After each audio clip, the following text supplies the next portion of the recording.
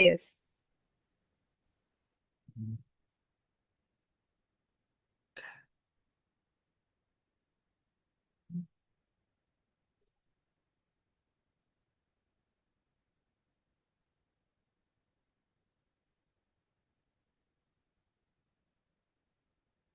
Hi, welcome to today's marathon schedule on the module topic Biostatistics. I am Dr.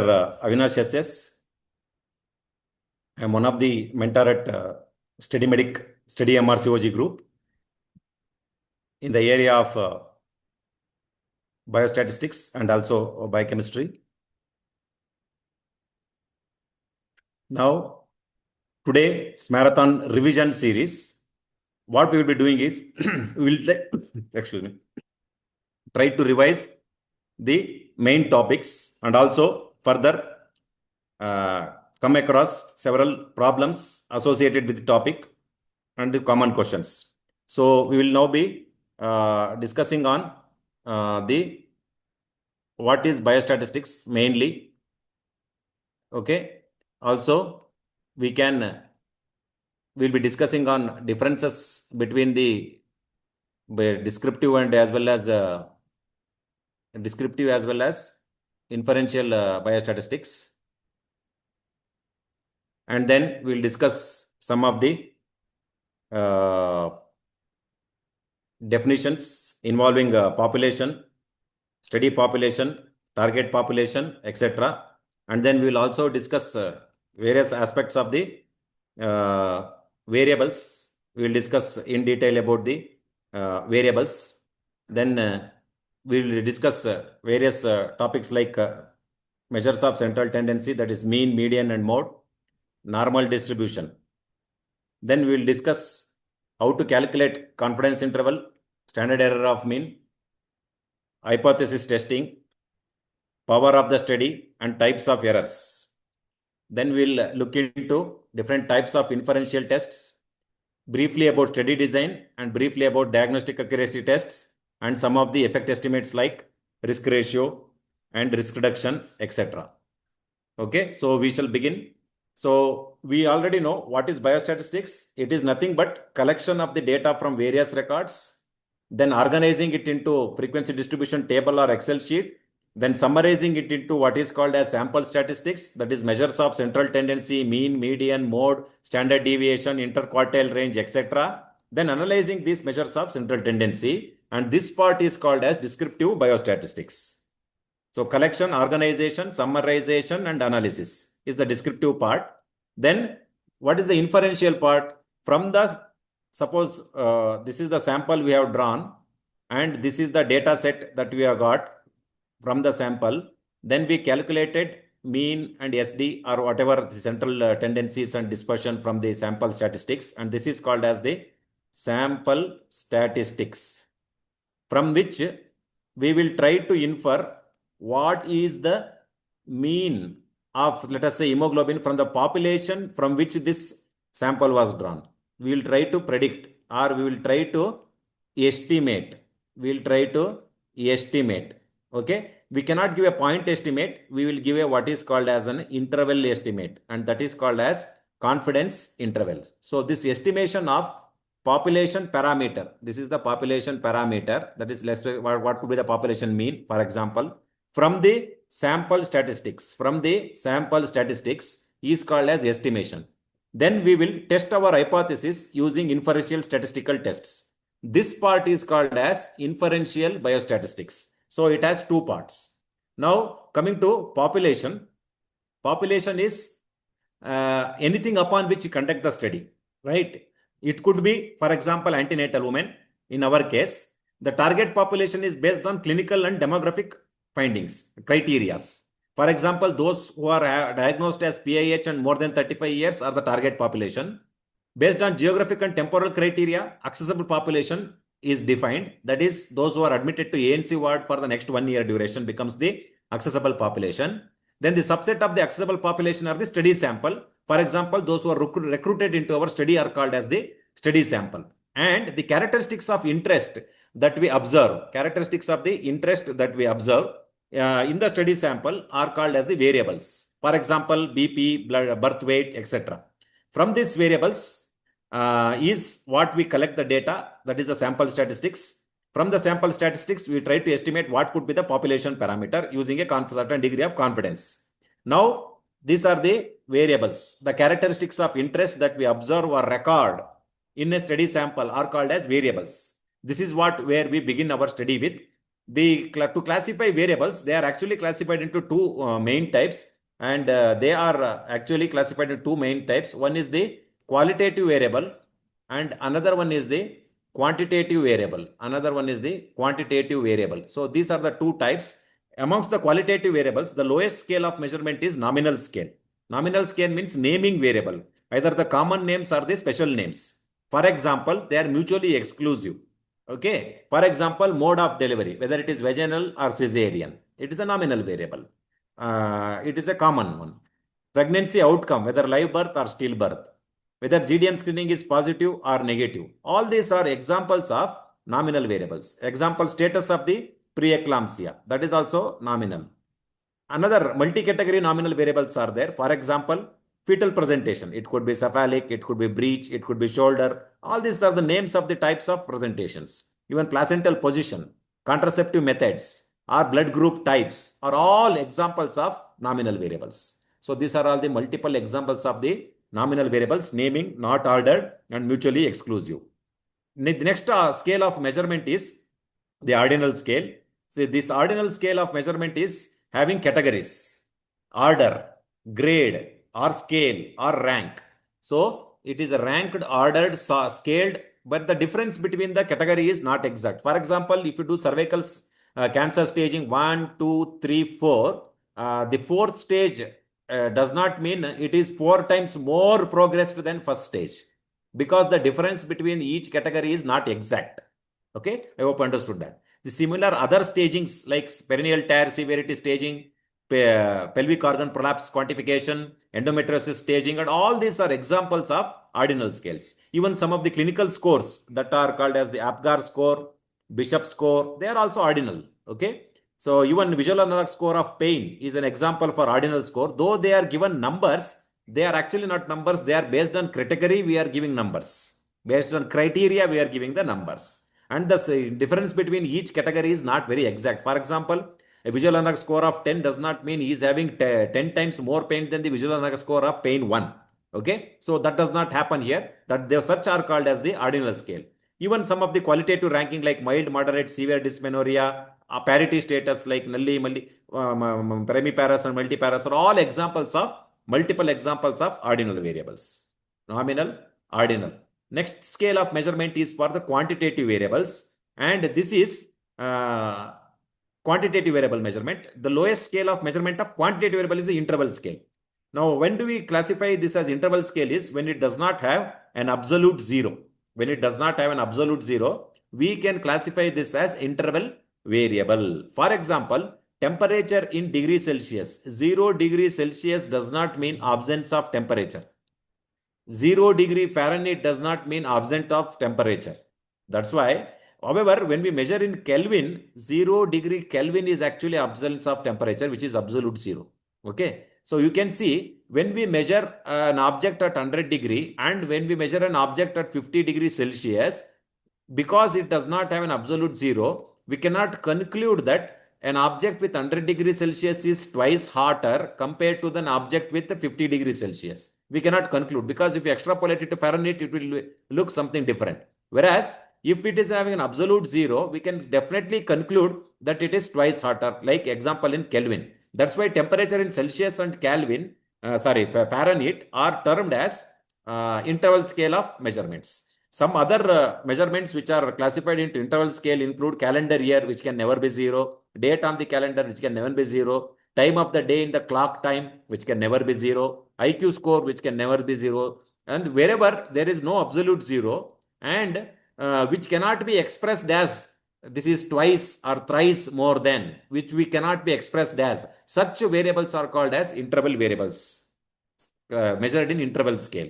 Okay. So this is the interval scale of measurement. Then the highest scale of measurement for a quantitative variable is ratio variable. Highest scale of measurement for quantitative variable is the ratio variable. Now, for which they can be expressed as ratio, they have absolute zero. Difference is exact. For example, if we weigh the person in kgs in a weighing machine, if he is weighing 100 kgs, okay, and another person is weighing 50 kg, we can definitely say this person who is 100 kg is twice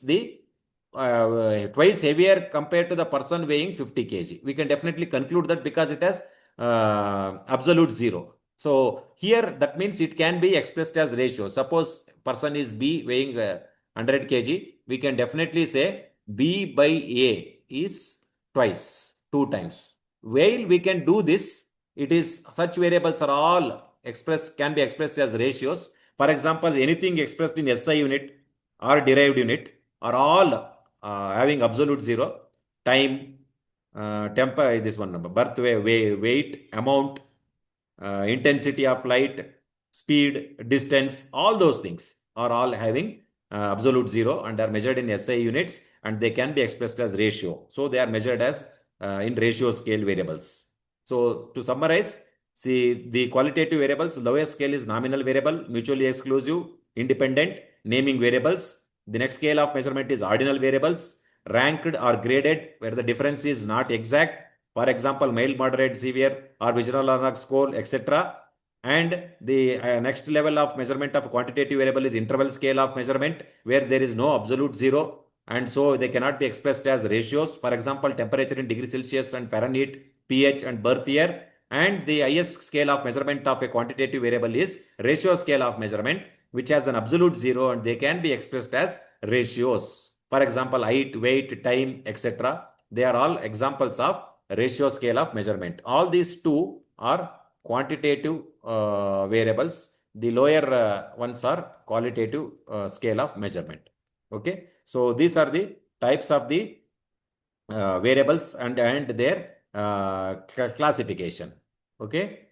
Right. Now, if you can see, so what type of variable is the place of origin? So the place of origin is it nominal, ordinal, or is it interval scale of measurement, or is it the other ratio scale of measurement? So it is actually, it is nothing but, it is a place of origin is nominal scale.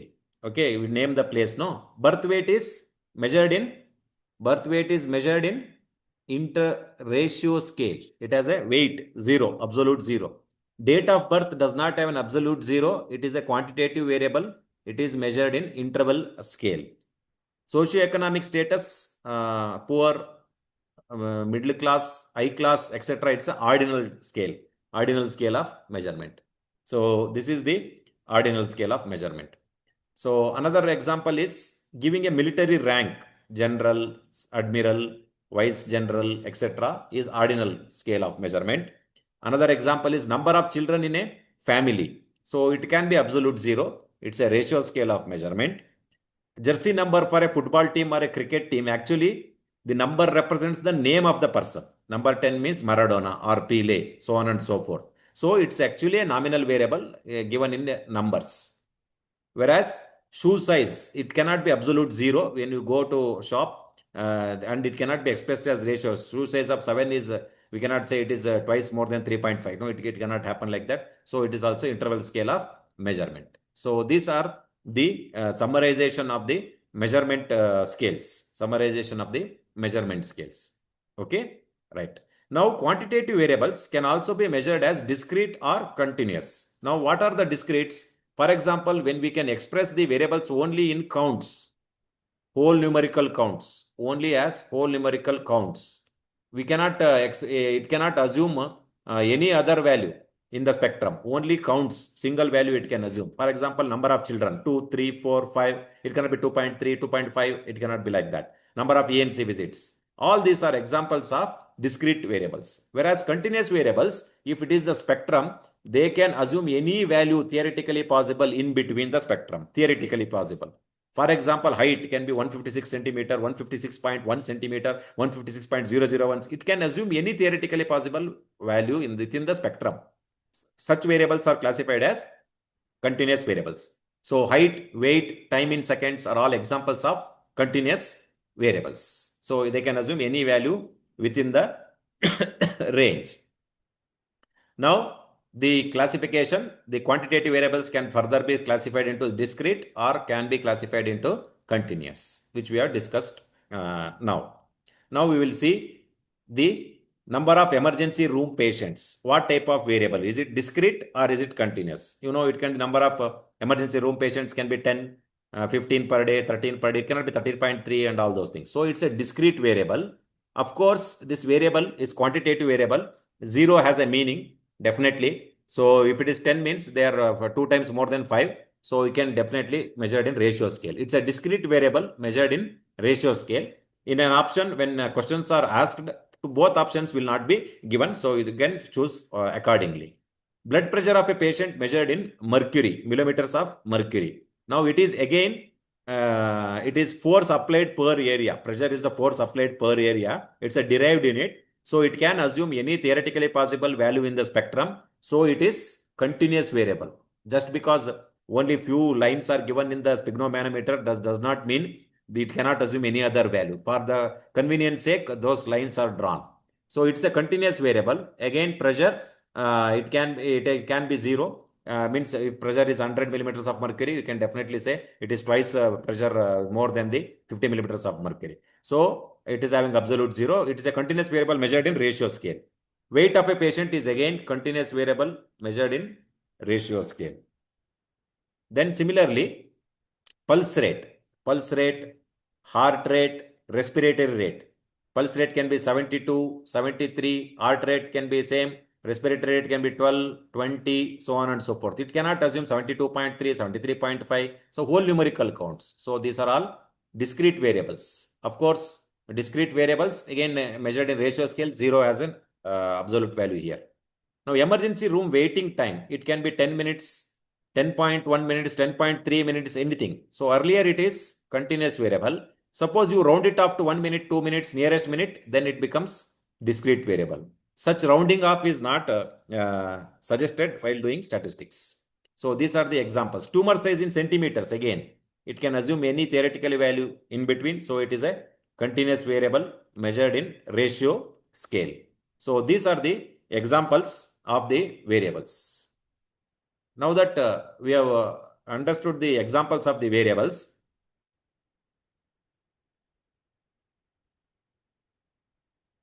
we will now slightly move on to the topic, and that is the measures of central tendency. Okay, which are the 3 measures of central tendency? Mean, median, and mode. Now you know mean, everybody knows mean. Mean is average. Average of all numbers means you add all the numbers and divide by the total number of the sample. For example, there are 5 women who are weighing, and we add all the weights of the 5 women divided by 5. The mean weight of the women in this sample is 45, for example. Okay. So it is used as a measure of central tendency when the population is normally distributed. It is used as a measure of central tendency when the population is normally distributed. Why? For example, from the same population, if we choose another sample, and suppose this time a woman with 80 kg enters, so what would happen to the mean? It will draw the mean towards the outlier.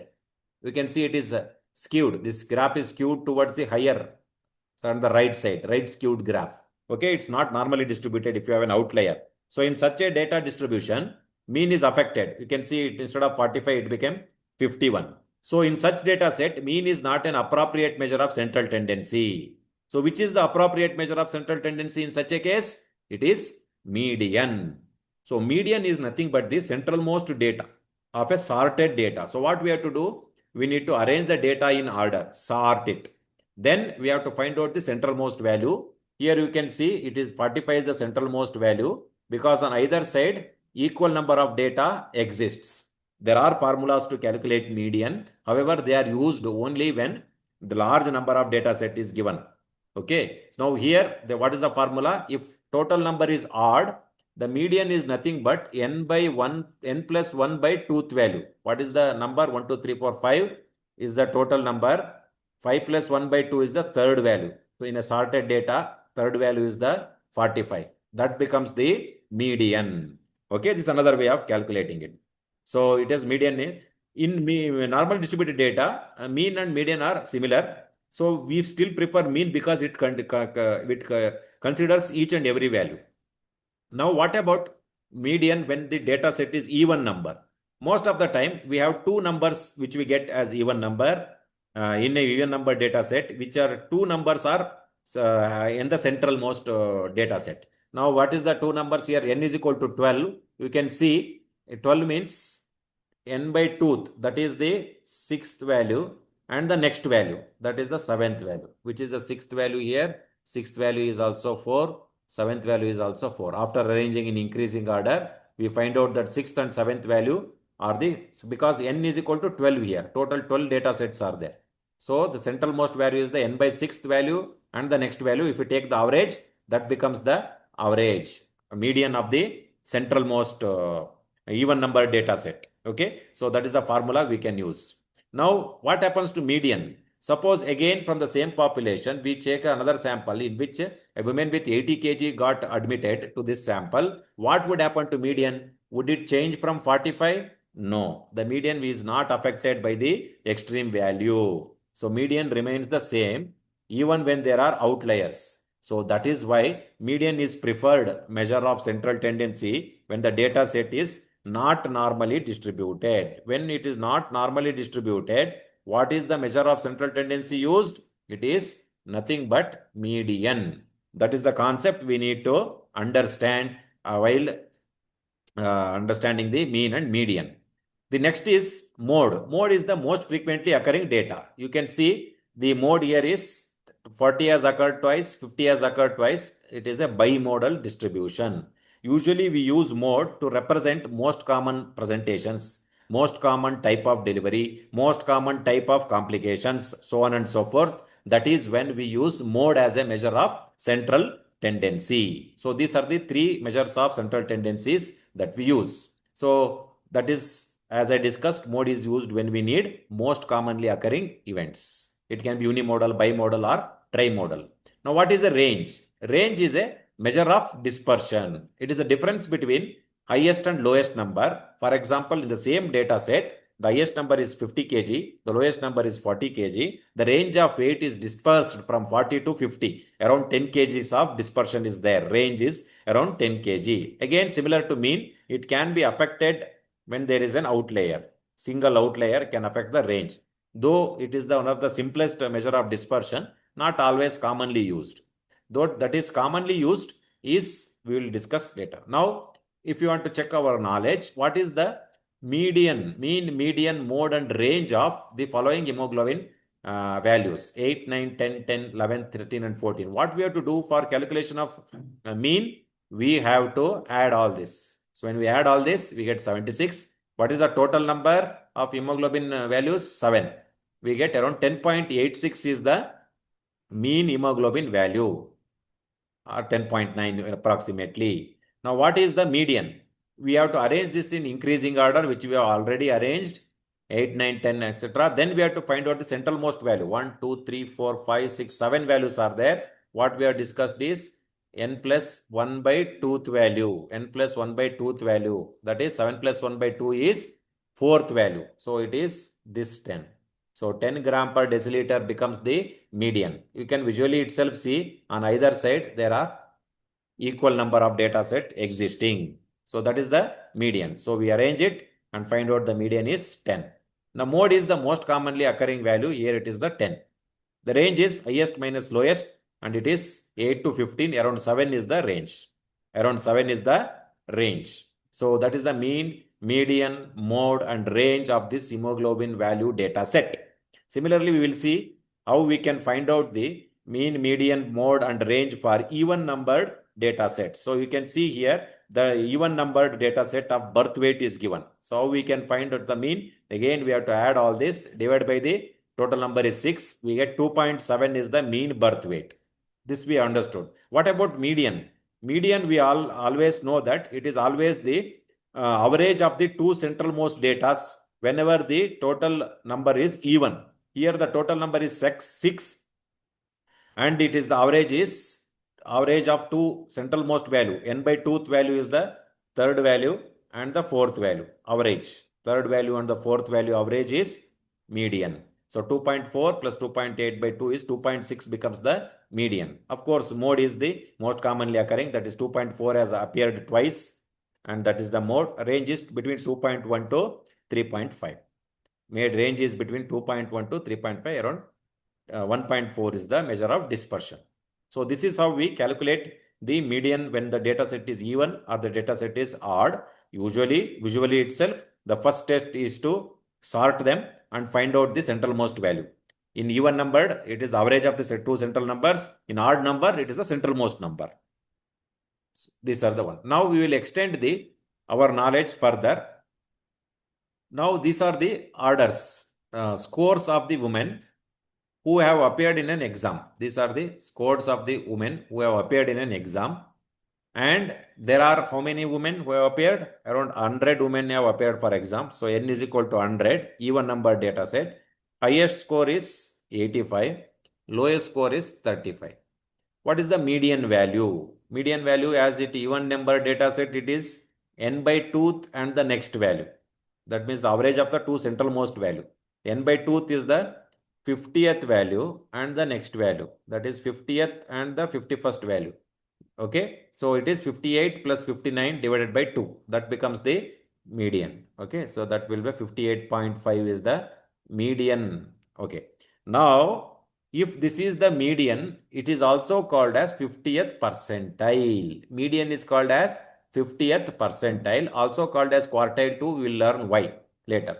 Now, if median is the 50th percentile, that is the n by 2th and the next average, what is the 25th percentile? So, it would be n by 4th and the next. N by 4th is the 25th value and the next is the 26th value.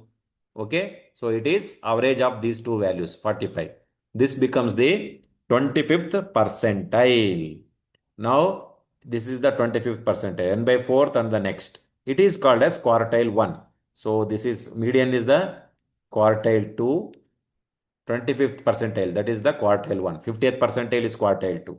Now, if this is 25th percentile is quartile 1, 50th percentile is the median, which is quartile 2, then what is the quartile 3? Now, quartile 3 would be in even number data set, 3/4 the value and the next.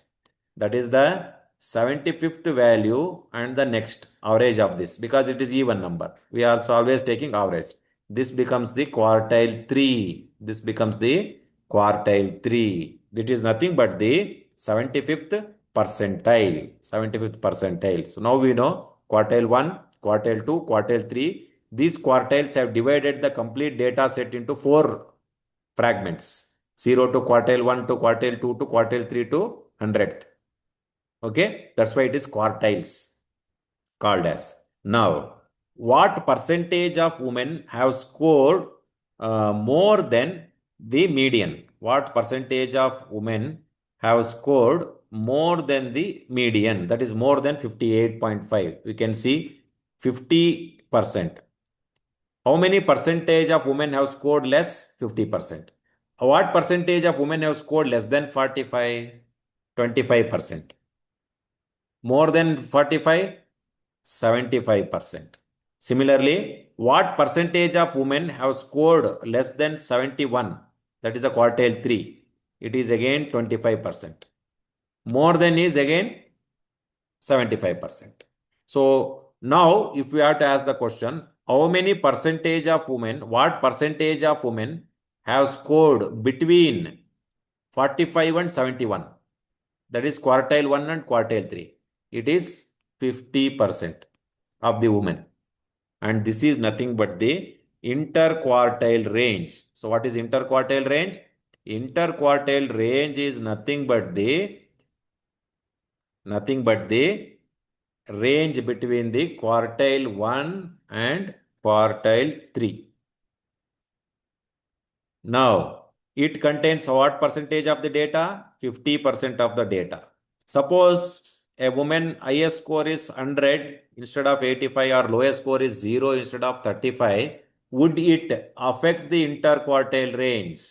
No. Okay, so it is a good measure of measure of dispersion when the data set is having skewed numbers. This is the best used. So along with what we have to use now, interquartile range, we have to use the interquartile range along with the median. So when do we use mean? In the normal distribution data, we use mean. And what is the measure of dispersion? Standard deviation in a normal distributed data set. In a non-normal distributed data set or called as a skewed data set, what is the measure of central tendency used? It is the median. What is the measure of dispersion used? It is interquartile range. Interquartile range. So that is how we use the measure of central tendency and dispersion, which is affected by the outliers. The mean and SD are affected by outliers, extreme values.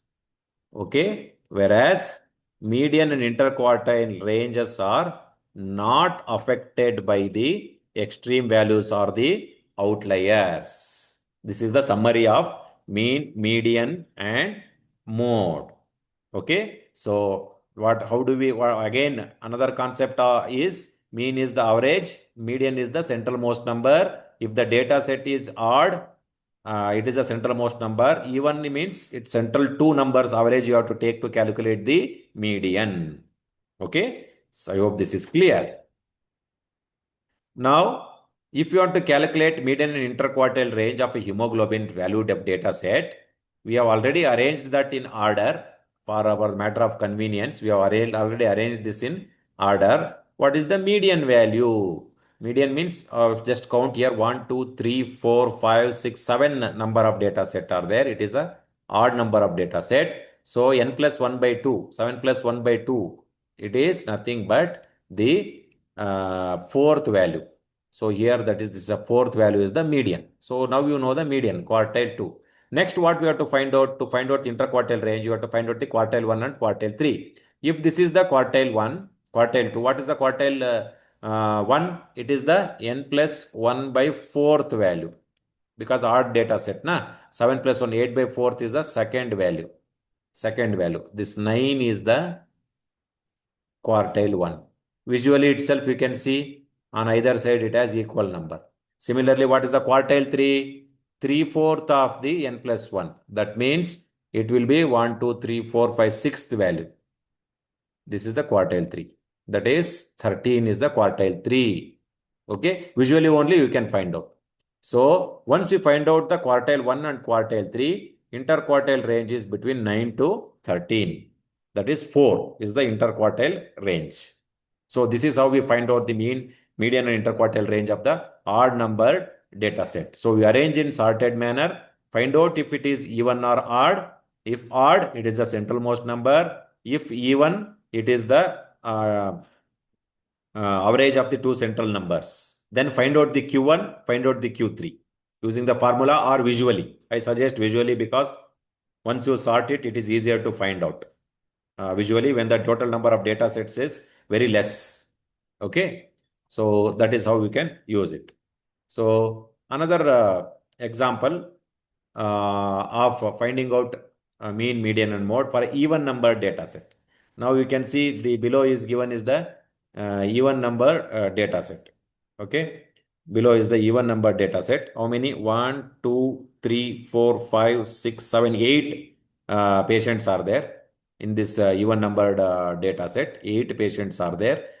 So it is even. So what is this? N by 2th and the next. N by 2 is fourth value. 1, 2, 3. Fourth value. and the next value, fifth value, average, will be your median. That is, average is 13.5. That is the median value. Now, what about the interquartile range? In the interquartile range, again, you can take the average of the n by fourth value and the next. N by fourth is third value and the next. Okay, you can say here, this is the average. 11 plus 12, average. 14 plus 16, average. So we can take the average here. Okay, so it becomes 11.5. This becomes 15. So this is the quartile 1, this is the quartile 2, and this is the quartile 3. Okay. So this is the formula we can use to find out. Interquartile range becomes quartile 1 minus quartile 3 is 3.5. 11.5 minus quartile 3. Okay. So using this concept, we can find out the interquartile range. Okay. So till now, we have discussed upon mean, median, mode, SD and interquartile range. So till now, we have discussed on the following aspects. To summarize, we have discussed on variables. Okay. In that, we have discussed the qualitative variables and quantitative variables. In the qualitative variables, we have discussed the nominal scale and ordinal scale. Then in quantitative, we have discussed the interval scale and the ratio scale of measurement. Also, in the quantitative, we are classified into discrete and continuous variables. Usually options are not given together. Then we discuss the measures of central tendency. Measures of central tendency. That is, we discuss the mean, median, and mode. In the median, we discussed when it is the even number data set, we take the average of the two central numbers. When it is odd number data set, it is the average of the one number. So it is the single most number. Then measure of dispersion, we discussed about the interquartile range. Okay. Another measure of dispersion commonly used is the standard deviation, though calculation of this is not asked commonly. But we will try to understand what it is later. Now, if we have to pictorially represent in diagram, we will see the pictorial representation. Then we will see the standard deviation little bit later. Okay. Now, what type of variable is height? Height is a continuous variable. Okay. Now, if we find out how many percentage of persons are having height between 140 to 145, 145 to 150, 155 to 160, so on and so forth. So on the y-axis, we can explain the frequency distribution. So on the y-axis, frequency distribution. On the x-axis, continuous variable. So because it is continuous, you can see these boxes are joining with each other. Okay. So this is called as histogram. Histogram. So histograms represent a continuous variable in the x-axis and frequency distribution in the y-axis. In the y-axis. Okay. Whereas suppose we represent the discrete variable or a ordinal variable or a categorical variable. Suppose males, females in a particular class. Males are 65%, females are 35%. This is the frequency distribution. Okay. 65%, this is 35%, and this is 100%. Now what we are representing, you can see the bars are not joining with each other because on the x-axis, a discrete variable or a categorical variable is represented. And this is called as bar graph or a bar diagram. Whereas in histogram, a continuous value is represented, for example, weight category in the x-axis and hence frequency distribution in the y-axis. In this case, the bars will be joined. The bars will be joined. Also, you can see from the bars, if you join the centralmost of the graph, we can draw a graph called as the frequency polygon. It is called as frequency polygon, whose shape we can see and find out whether the data set, for example, this data set, you can see that this data set is right side skewed. Okay. And you can see another data set I am drawing. This data set is left side skewed. And this data set centralmost normal distributed. Even the shape of the frequency polygon can be used and in the histogram to find out whether it is normally distributed or not. Okay. So these are the different types of bar graphs versus histograms. Now there is another type of graph that is used, another type of graph that is used to represent the bivariate variables. Okay, suppose in the x-axis a continuous variable is represented, another is y-axis continuous variable is represented. For this particular age, okay, what is the weight? So for this particular age, this is the weight. For this particular age, this is the weight. For this particular age, this particular age, this particular age, you can see, okay, different weight distributions are there. This is the age and weight are the two variables whose relationship is measured in this, and this is called as the scatter plot. Scatter plot. Okay, we'll discuss this when we are discussing the excuse me, inferential tests.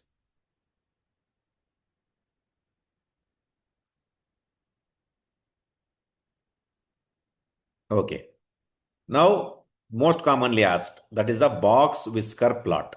You know why this is called as box whisker plot? On the x-axis, we have a discrete variable or a categorical variable. Here, female employees and male employees of a hospital, how much salary they are drawing. That is the frequency distribution of the salary they are drawing on the y-axis is represented. This is a hypothetical situation, not the exact situation. Okay. Now, what is this box? It is a square box. Now, you can see it as a box and it has a whisker here. That's why it is called as a box whisker plot. Now, there is a centralmost line in the box. It usually represents the median. What does the centralmost line represent? It represents the median. The median salary drawn by male employees in this tertiary care hospital is 35,000, whereas in females it is around 25,000. Okay. Now, what is the lower line represents? The lower line represents the quartile 1. That means 30,000. 25% of the male employees draw salary less than 30,000. Okay. Quartile 1. Now, what is quartile 3? It is the, sorry, what is the upper line measured here? Upper line measured here is the quartile 3. This is the upper line. Okay. Measured, sir. That is a quartile 3. That means 50,000 is the quartile 3. What does it represent? 25% of the males draw salary more than 50,000. So what is the quartile 1 in women here? 20,000. Median is 25,000 and quartile 3 is 30,000. Okay. Now, what percentage of males are drawing salary between 50,000 and 30,000? Quartile 3 and quartile 1? It is around 50%. This is nothing but the interquartile range. So the width of the square represents the interquartile range. Now, variation in the salary drawn is less in women. You can see the width is less. And if you see the distribution, suppose coincidentally some males are employed as the CEOs or MDs, they are drawing high salaries. You can see if you take the mean salary, including them, it would be coming to around 80,000. If you say mean salary drawn by these male co-workers in a tertiary care hospital is 80,000, it won't be truly representative because we know 50% of the males are drawing salary between 50 to 30,000. How it is possible? This is happened because we are using a wrong measure of dispersion which is getting affected by the outlier. You can see here, it is approximately normally distributed. Even the normal distribution shape also can be found out using box whisker plot. So they will ask us to identify the box whisker plot. They may ask us to calculate the interquartile range, and extra knowledge we can use to interpret the whisker plots when we look into certain research papers. So this is called as the box whisker plot. So we studied which plot? Histogram, bar gram, scatter plot, and box whisker plot. Okay, so these are the different plots we have studied. Now another measure of dispersion, the most commonly used is the standard deviation. Though calculation is not asked, but it is easier to understand. You can see what is the mean value, 2.83. How much is the variation of the first value? Is 1, this much variation. Second value is only small variation. Third value is only small variation.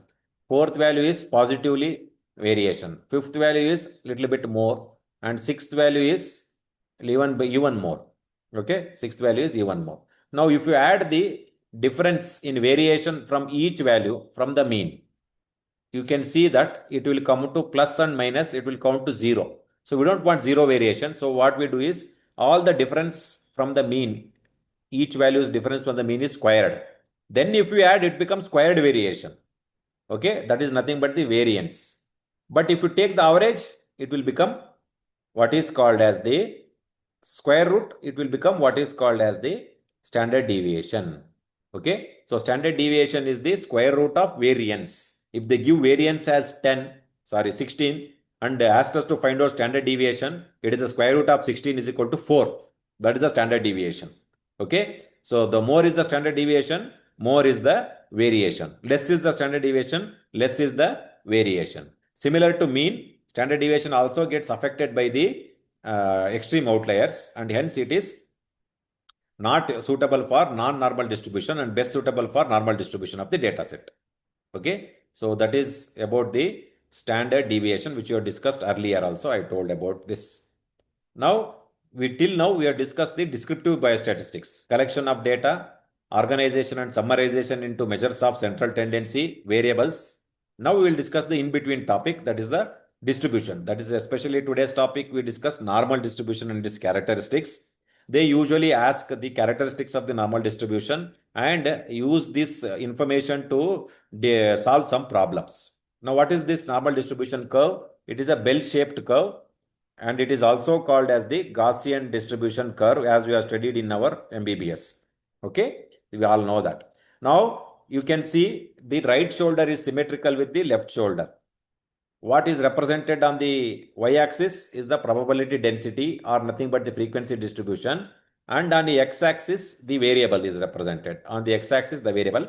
Now if we take the mean and calculate the SD and point out the mean plus 1 SD value, mean plus 2 SD value, mean plus 3 SD, similarly mean minus 1 SD, mean minus 2 SD, and mean minus 3 SD value. Now if we plot a graph against its population density or the frequency distribution, what we get is called as the normal distribution curve. It always follows the 68, 95, 99 rule. So what is the 68, 95, 99 rule? That means 68% of the data population, 68% of the population, that is in the red, have the data set between mean plus or minus, between mean plus or minus 1 standard deviation. Okay, that is 68%. Now, how many data set will have between mean plus or minus 2 standard deviation? It is 99%, 95%. So 95% of the data set will have the value between mean plus or minus 2 standard deviation. Okay, 95%. How many percentage of population will have the value between mean plus or minus 3 standard deviation? It is 99%, 99.7%. It is 99.7%. So using this, can we find out the values? Using this, can we solve some of the problems is what we will see. Okay. Okay. Now we will see the problem. All right. Now, serum cholesterol is an important risk factor for cardiovascular disease. The mean cholesterol was 175. I will draw it here for your reference.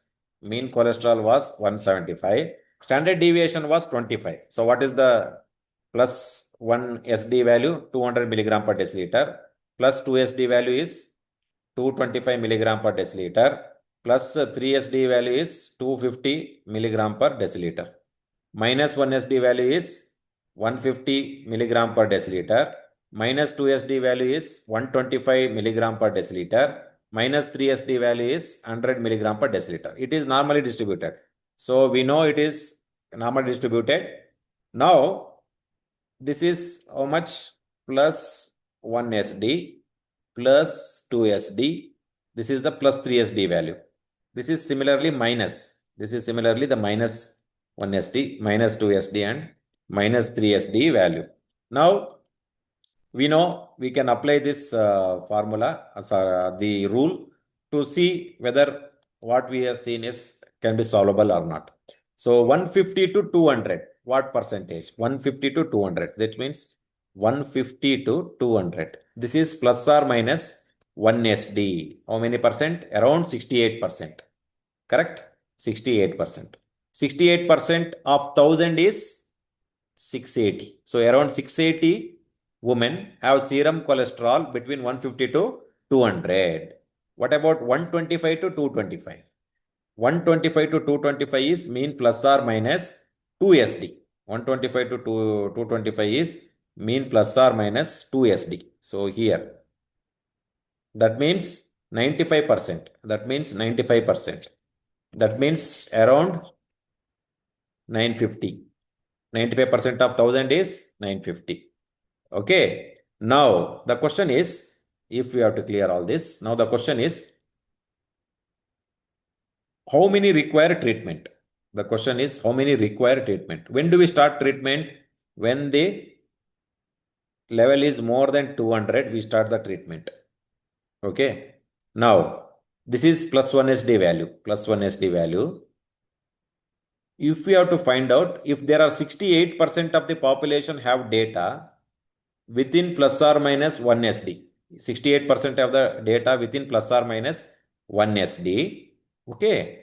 How many will have outside plus or minus 1 SD?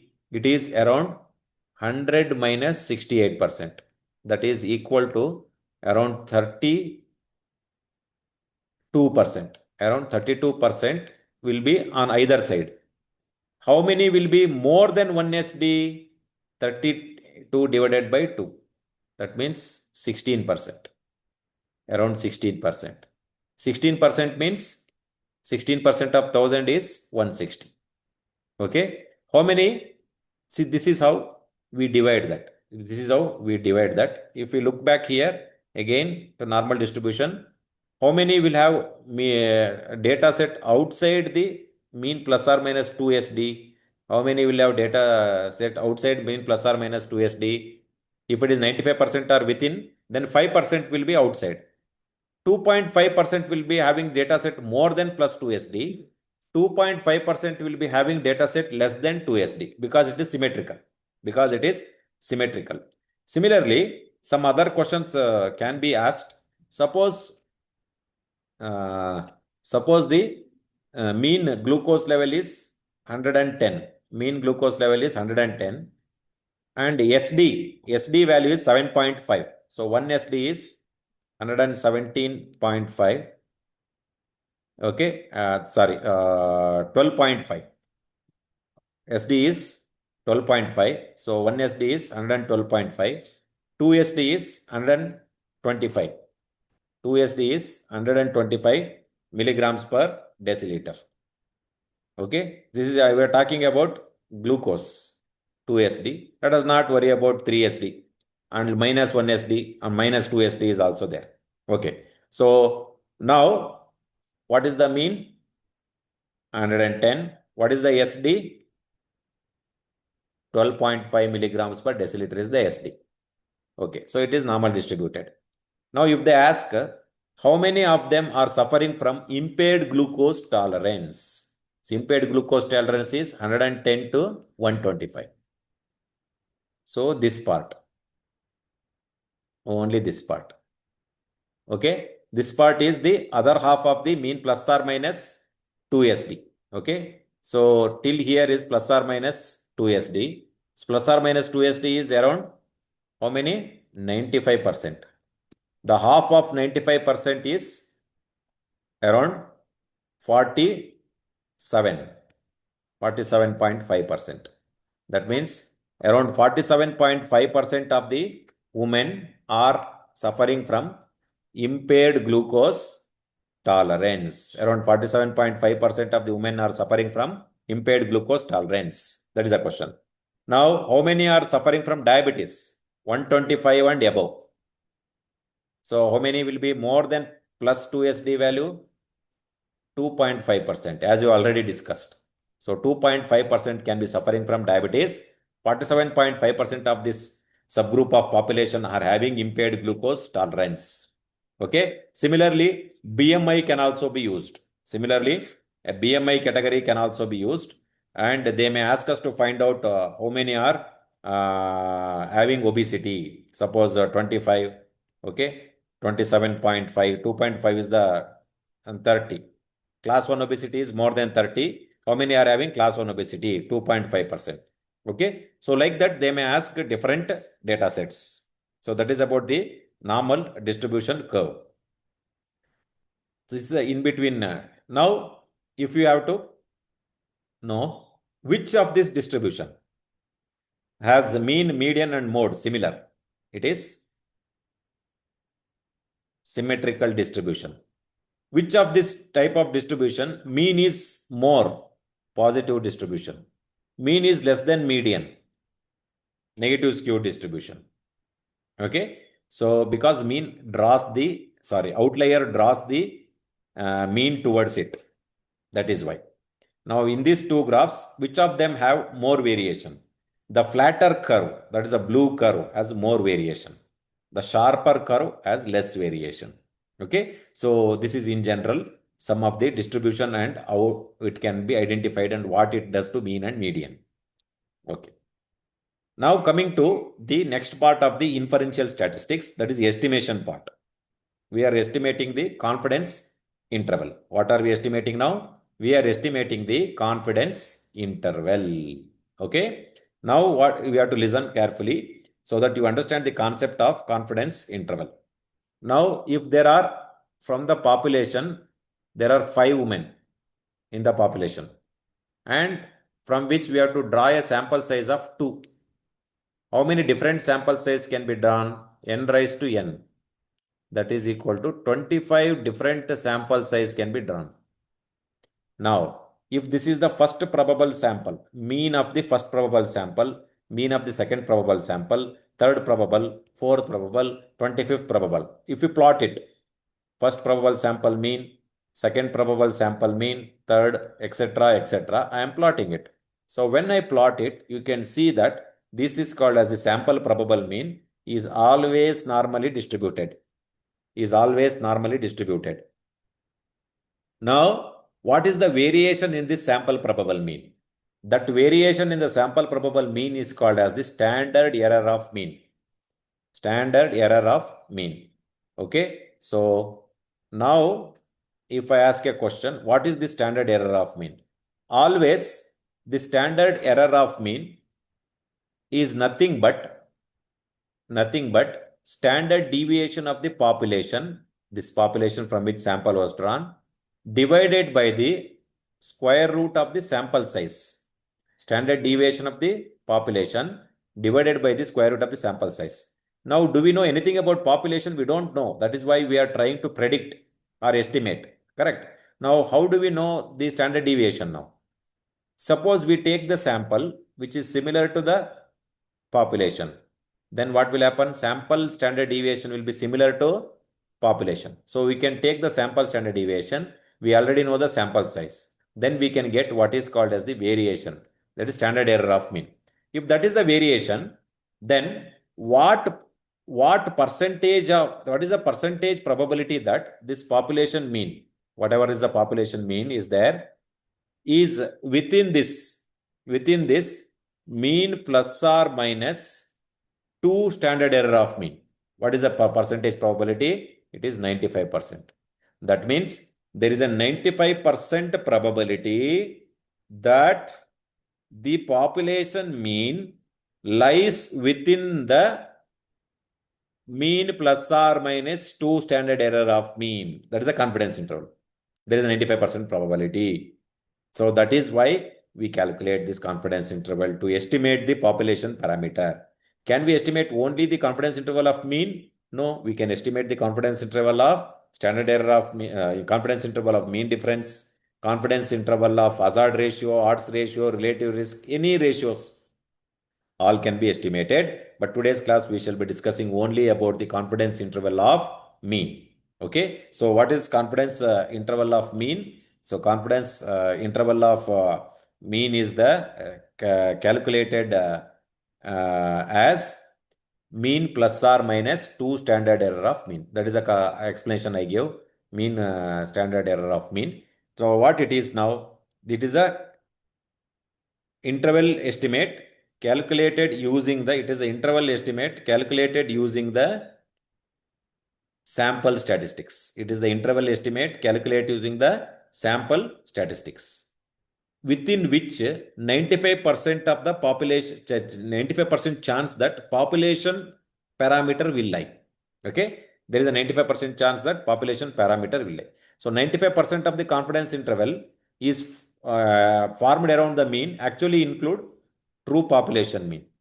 Okay, or 95% of the times when you draw a sample, the confidence interval includes the population mean. Or if the now what if we take the if we take the low sample size, what will happen? Low sample size, sample size is in the denominator. If you take a low sample size, what will happen is the standard error of mean will be low, the sorry, high, because it is a denominator. Now the confidence interval will be broader. If you take another study, if we repeat the study, there is a chance that we may get different value. That means this study is imprecise. The width of the confidence interval is more, though our study is imprecise. When the sample size is low. When the sample size is high, the study is precise. If we repeat the experiment, we may get the similar value. So width of the confidence interval tells us about the precision of our study, reproducibility of our study. Okay. Now, if we take the sample, which is having not similar to the population, that means its standard deviation is high. So when the standard deviation of the sample is high, what will happen to the confidence interval? Again, it becomes broader. So how to reduce the imprecision? How to minimize the standard deviation? You have to take the sample which is similar to the population. Then the variation will be less. So to improve the precision of our study, we have to reduce the variation by taking representative sample and reducing the sampling error, and also taking a good number of sample size. That is how we can make our study precise. Okay, so this is about the confidence interval. Now we will see how to calculate. Suppose there are 49 men. Okay, this is the population from which we have drawn 49 men. The LDH was measured was 700. LDH measured was 700 milligram per deciliter in COVID infected 49 men. But we want to see what is the measured, what could be the population mean, what could be the LDH in the whole population. So we calculate using a confidence interval. So what is the formula? The formula is mean plus or minus 2 standard error of mean. What is the mean LDH? It is 70 plus or minus 2 times standard error of mean. Standard error of mean is SD by square root of n. That means SD is around 70 and n is around 49. So it is plus or minus 70 by 7, that is 10. 2 into 10. Okay, 2 into 10. That means 20. So 700 plus or minus 20, which rounds to 680 to 720 milligram per deciliter. This is the confidence interval of the LDH. mean LDH. What is the meaning? There is a 95% chance that the LDH mean of the population is somewhere between 680 to 720. There is a 95% chance that LDH mean of the population from which the sample was drawn is somewhere between 680 to 720. Okay, so that is the meaning of the confidence interval. That is the meaning of the confidence interval. Okay, so that is how we calculate the confidence interval. Now coming to hypothesis testing. What is an hypothesis? By observation, we make an hypothesis. Okay, what is that? War experience or expertise by knowledge. So, for example, we observe that anemic women have more chance of PPH. Now, if we are to operationalize this, that means using this scientific statement, we can conduct a study. You can see women with hemoglobin of less than 10 gram per deciliter are having more risk of PPH compared to those who have hemoglobin of more than 10 gram per deciliter. This is the operationalized scientific alternative hypothesis. What is the null effect here? There is no difference in the incidence of PPH between anemic and non-anemic women. Null effect. No difference. Okay, that becomes the null hypothesis. So women with and who are anemic and women who are non-anemic, there is no difference in the PPH incidence. That becomes the null hypothesis. That is the difference.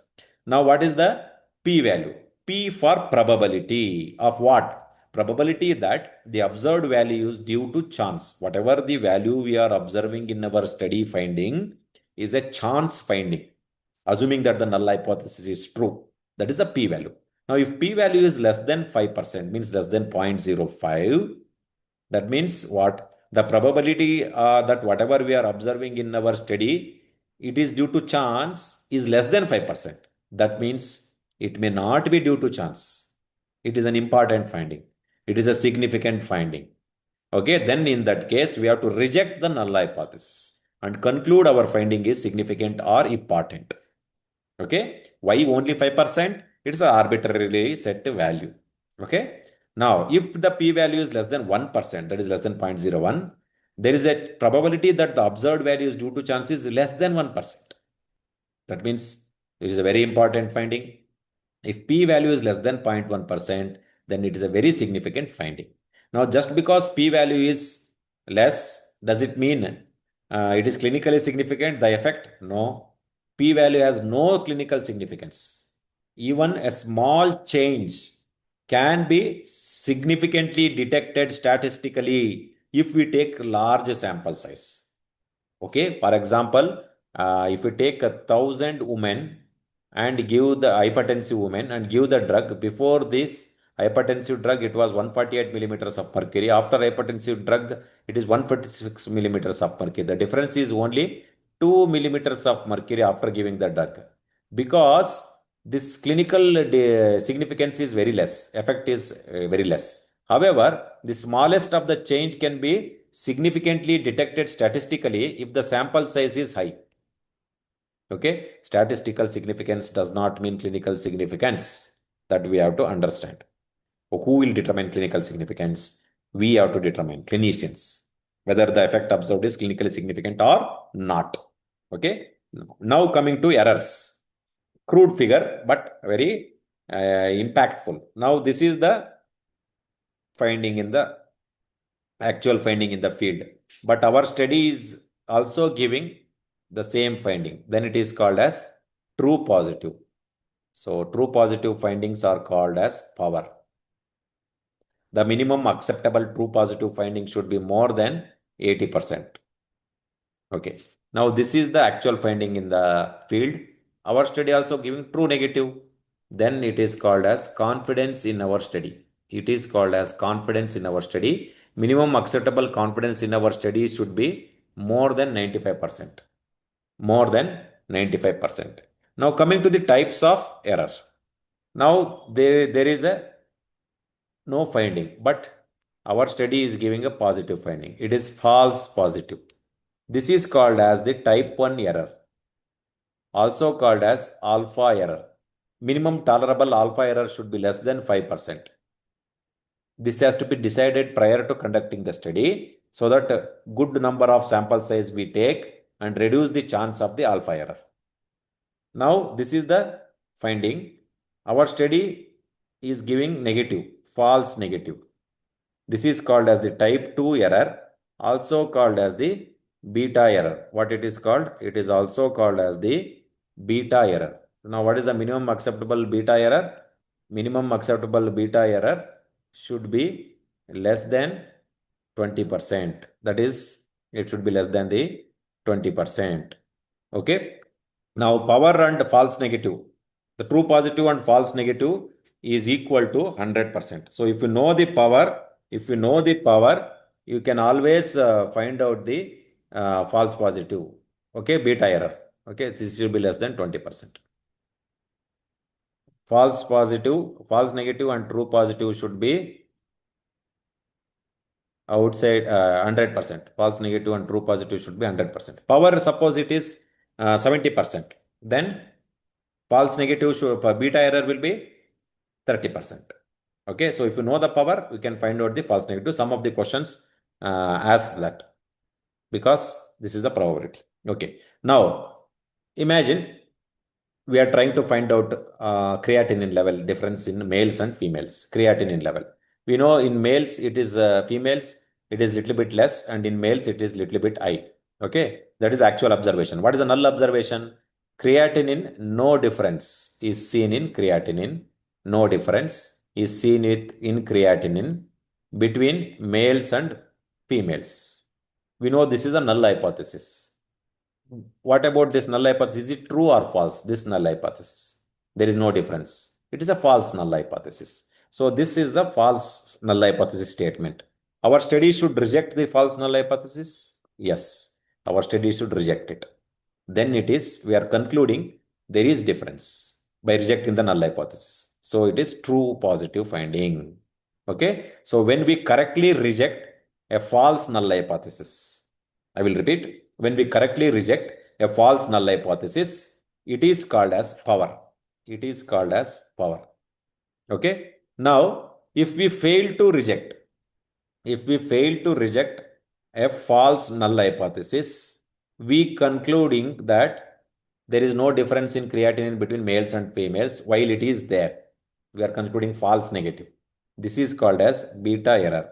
That means null hypothesis is not rejected, that is accepted. Not a correct word, but for time being we'll use this. Null hypothesis is accepted when false. NIAFB beta error. Null hypothesis is accepted when false. Beta error. Okay. Now we'll make another statement. Glucose levels. Glucose levels. You know the glucose levels are similar in males and females. Now, if you take a null finding, what does it says? No difference in glucose level between males and females. This is the null hypothesis. No difference means null hypothesis. Is this true statement for the null hypothesis? Yes, it is a true statement. So what we should do with the this true statement? If it is a true statement, we should not reject it. We should accept it or fail to reject it.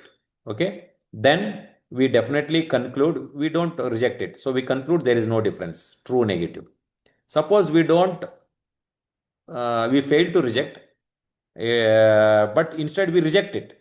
Then what we'll do?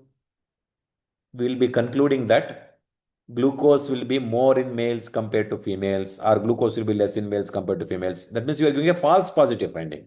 Okay. So that is the false positive finding will be good. That means when null hypothesis is rejected, even when it is true, null hypothesis is rejected, even when it is true, alpha, NIRTA, you can alpha error. NIAFB is beta error. NIRTA is alpha error. Now, how to remember this is,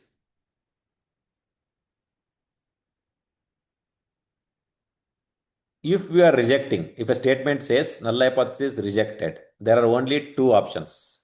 Either it is power or it is alpha error. There are only two options. Okay. Now, if the null hypothesis is not rejected, again, there are only two options. Either it is confidence or it is beta error. Either it is confidence or it is beta error. Okay. So this way we can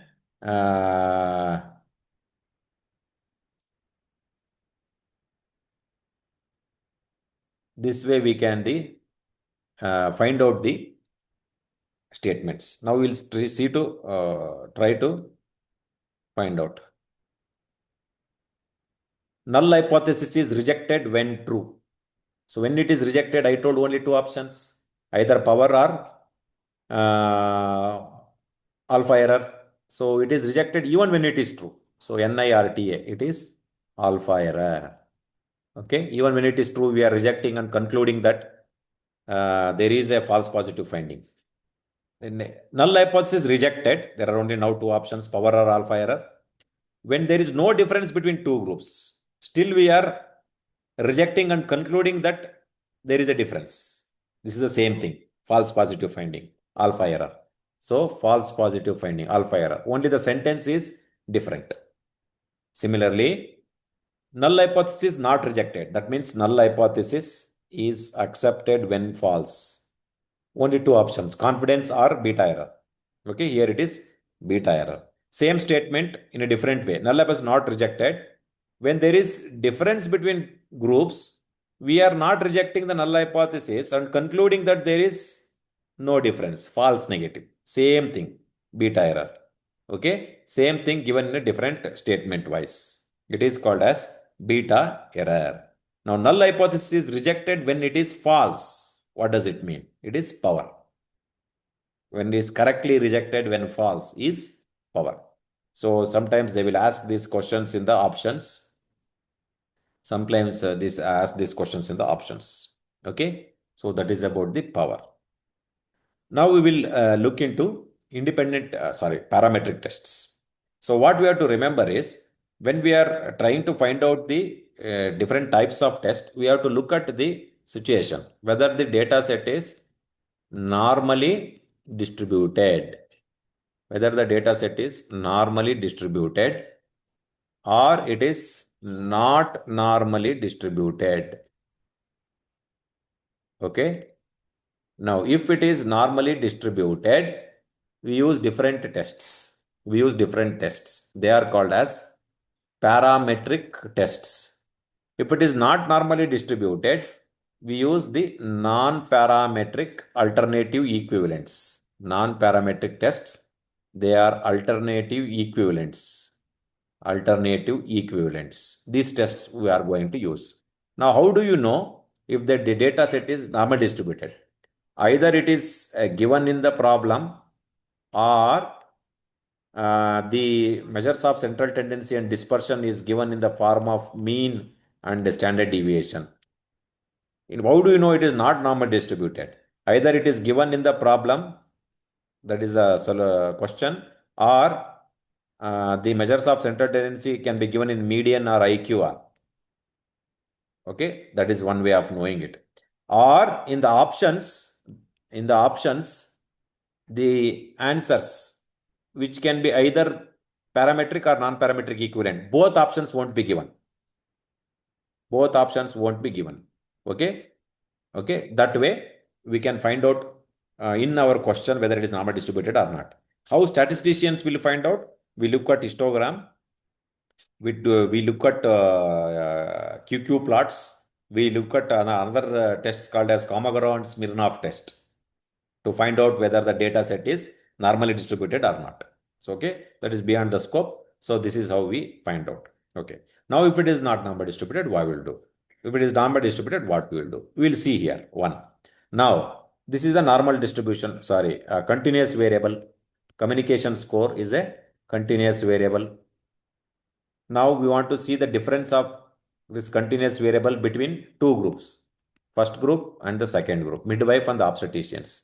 And we know that the difference is between the first group and second group. These are independent groups. Means what? Mutually exclusive group.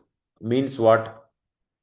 Means one group participant is not in the other group. So they are unpaired. They are unpaired groups, independent groups, mutually exclusive groups. Now, if you want to find out the significance of the difference in a continuous variable between two independent groups and the data set is normally distributed, in both the groups, then we use what is called as the independent t-test. Normally distributed. We use the data set what is called as the independent t-test. Now, if it is not normally distributed in one of this or both, then what is the alternative to independent t-test? The alternative to independent t-test is the Mann-Whitney U-test. Alternative to independent t-test is the Mann-Whitney U-test. Okay. Now, if you look at this confidence interval in the mean difference here, you can see that it is ranging from minus 0.5 to minus 0.7, the difference. Now, what is the estimate mean difference? What is the null value for mean difference? 0. Does the confidence interval include the null value of 0? No. That means the finding is significant. That means if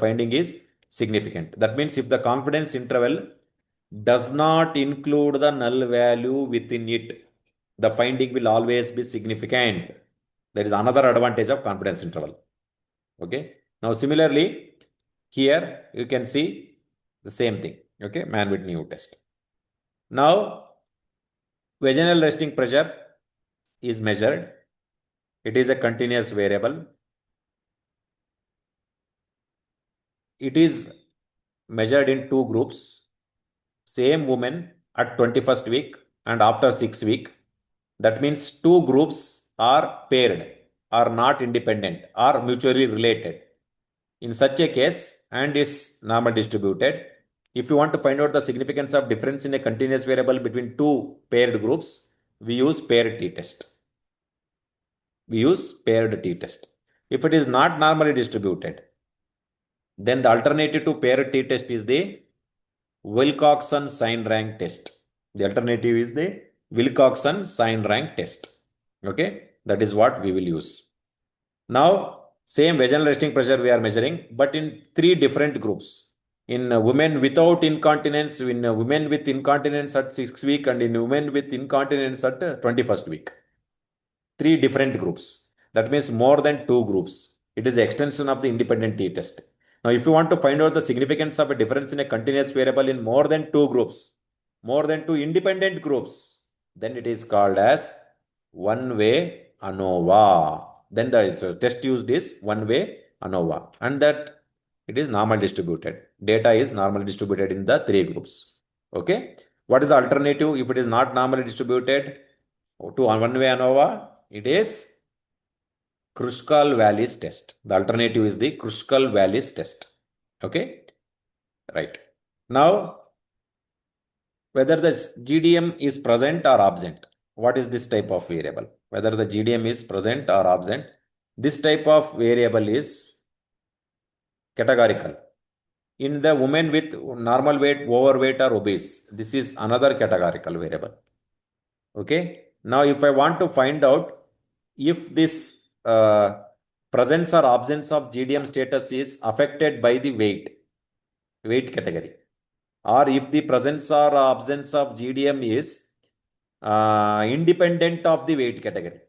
That means if one categorical variable is associated with other categorical variable, or if one categorical variable is independent of other categorical variable.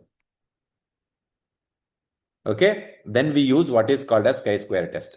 Because this chi-square test is dealing with categorical variables only, it is a non-parametric test already. But if the sample size is less, that is less than 20, then instead of chi-square test, what is the test we will use? The test we will use is Fisher's exact test. The test we will use is called as the Fisher's exact test. Okay, when the sample size is below 20. Okay.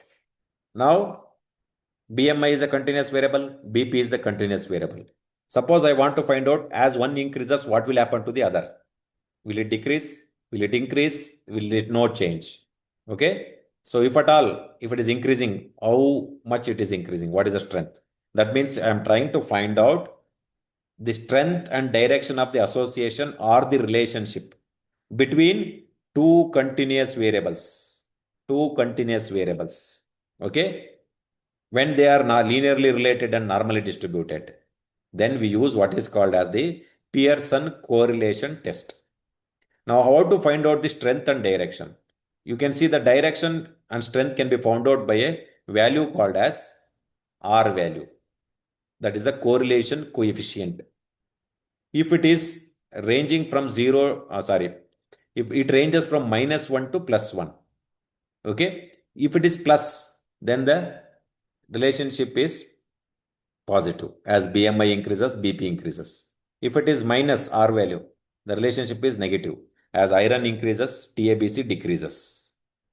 Okay? Now, how to find out this strength? This is the direction. Strength, how to find out? If the R value is less than 0.3, the relationship or the association is weak. If R value is more than 0.7, the association is strong.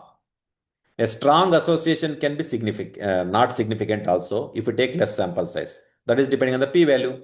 A weak association can still be significantly detected if you take a large sample size. So strength is not got nothing to do with significance. That you have to remember. So this is a Pearson correlation test. We should not assume causal relationship here. Just because two parameters are correlated, that does not mean one is the cause of the other. For example, brain size and IQ and foot size are also very strongly correlated. That does not mean foot size is responsible for IQ, right? As the child grows, so does the brain and so does the foot. But actually, the brain is responsible for IQ, not foot. So, should not assume causal relationship here. Now, these are the different types of associations that are there. Now, if these variables are not normally distributed, then what is a non-normal, alternative parametric test to Pearson test? It is Spearman correlation test. It is called as the Spearman correlation test. When do we use? When the variables are not normally distributed, or if you want to find out the association between the ordinal variables, then also you can use the Spearman correlation test. Okay, right. Now, when do we use the regression? Suppose height is you can see height, it is on the x-axis and weight is on the y-axis. Okay. Now as height increases, weight also will increase. Biologically, it can prove this. That is a biologically plausible explanation to this. Then only you should go ahead and do the regression. Okay. Now, if I want to find out what is the effect of change in height on weight, what is the effect of change in height on weight, or if I want to predict weight from height, okay, that means we want to quantify the association, then regression is used. Right. So what has happened here? Y is equal to, you can see, dash dash dash and so on and so forth, and you get a value called as R value. There we got R value is correlation coefficient. Here the R value is called as coefficient of determination. It is 0.886, R square value. It is 0.785. What does it mean? 78.5% of the times, the change in weight can be explained by the unit change in height. The rest of the change in weight could be due to other factors. That is understanding. Okay. So, if you want to quantify the association, if you want to predict one value from the other, if you want to find out the effect of one on the other, then you do the regression. Now, if there are, here we presume one is dependent, that is a y-axis. Another one is independent, also called as predictor variable, that is a x-axis. Okay. So, when we draw, we get that as height increases, weight also increases. That I have told. Y is equal to ax plus b. Okay. So, when do we go ahead and do other options? That is, I will draw here. y is equal to, this is a mathematical explanation of the straight line. Suppose I want to estimate or predict GFR from creatinine value. So what is the dependent variable? GFR. Whether it is continuous or categorical? Continuous. How many independent predictor variables are there? Only one. One independent predictor variable is there. In such a case, which regression you will use? Simple linear regression. Suppose I want to find out GFR, but I also want to include not only creatinine, but also age, also gender, etc. Okay, now you see. What is the dependent variable here? GFR. Whether it is continuous? Yes. How many independent predictor variables are there? X1, X2, X3. More than one. In such a case, we use multiple linear regression. Okay. In both case, the dependent variable is continuous. In both case, the dependent variable is continuous. Now, if I want to find out the outcome of pregnancy based on, let us say, age at delivery and our hemoglobin status, etc., etc. Now, what is the dependent variable here? Outcome. Outcome. Whether it is continuous? No. The dependent variable is categorical. It may be good or bad outcome. It is not continuous variable. It's a categorical variable. In such a case, when the dependent variable is categorical and we want to predict the categorical variable from independent predictor variables, then we use logistic regression. So, simple linear regression is used when we want to predict a continuous variable from one predictor variable. Multiple linear regression is used if you want to predict one continuous variable from multiple predictor variables. Logistic regression is used when you want to predict a categorical variable from independent predictor variables. So these are the different examples of regression: simple, multiple, and logistic regression. Okay. Now we will see normally distributed population. Difference in glucose between normal men and women. Okay, two groups are there, na? Normal men and women, two groups, normally distributed t-test, independent groups. If it is not normally distributed, we use Mann-Whitney U test. Difference in HbA1c before and after treatment. Before and after, same group, same population, no? It is paired group. So we use paired t-test. Paired t-test. If it is not normally distributed, we use Wilcoxon sign rank test. Difference in insulin in more than one group: underweight, normal, overweight, and obese group. Okay. So when it is normally distributed, we use ANOVA. When it is not normally distributed, we use Kruskal-Wallis test. Association between iron and TABC. Both are continuous variables and they are normally distributed. We use Pearson's correlation test. If it is the not normally distributed, the alternative is Spearman correlation test.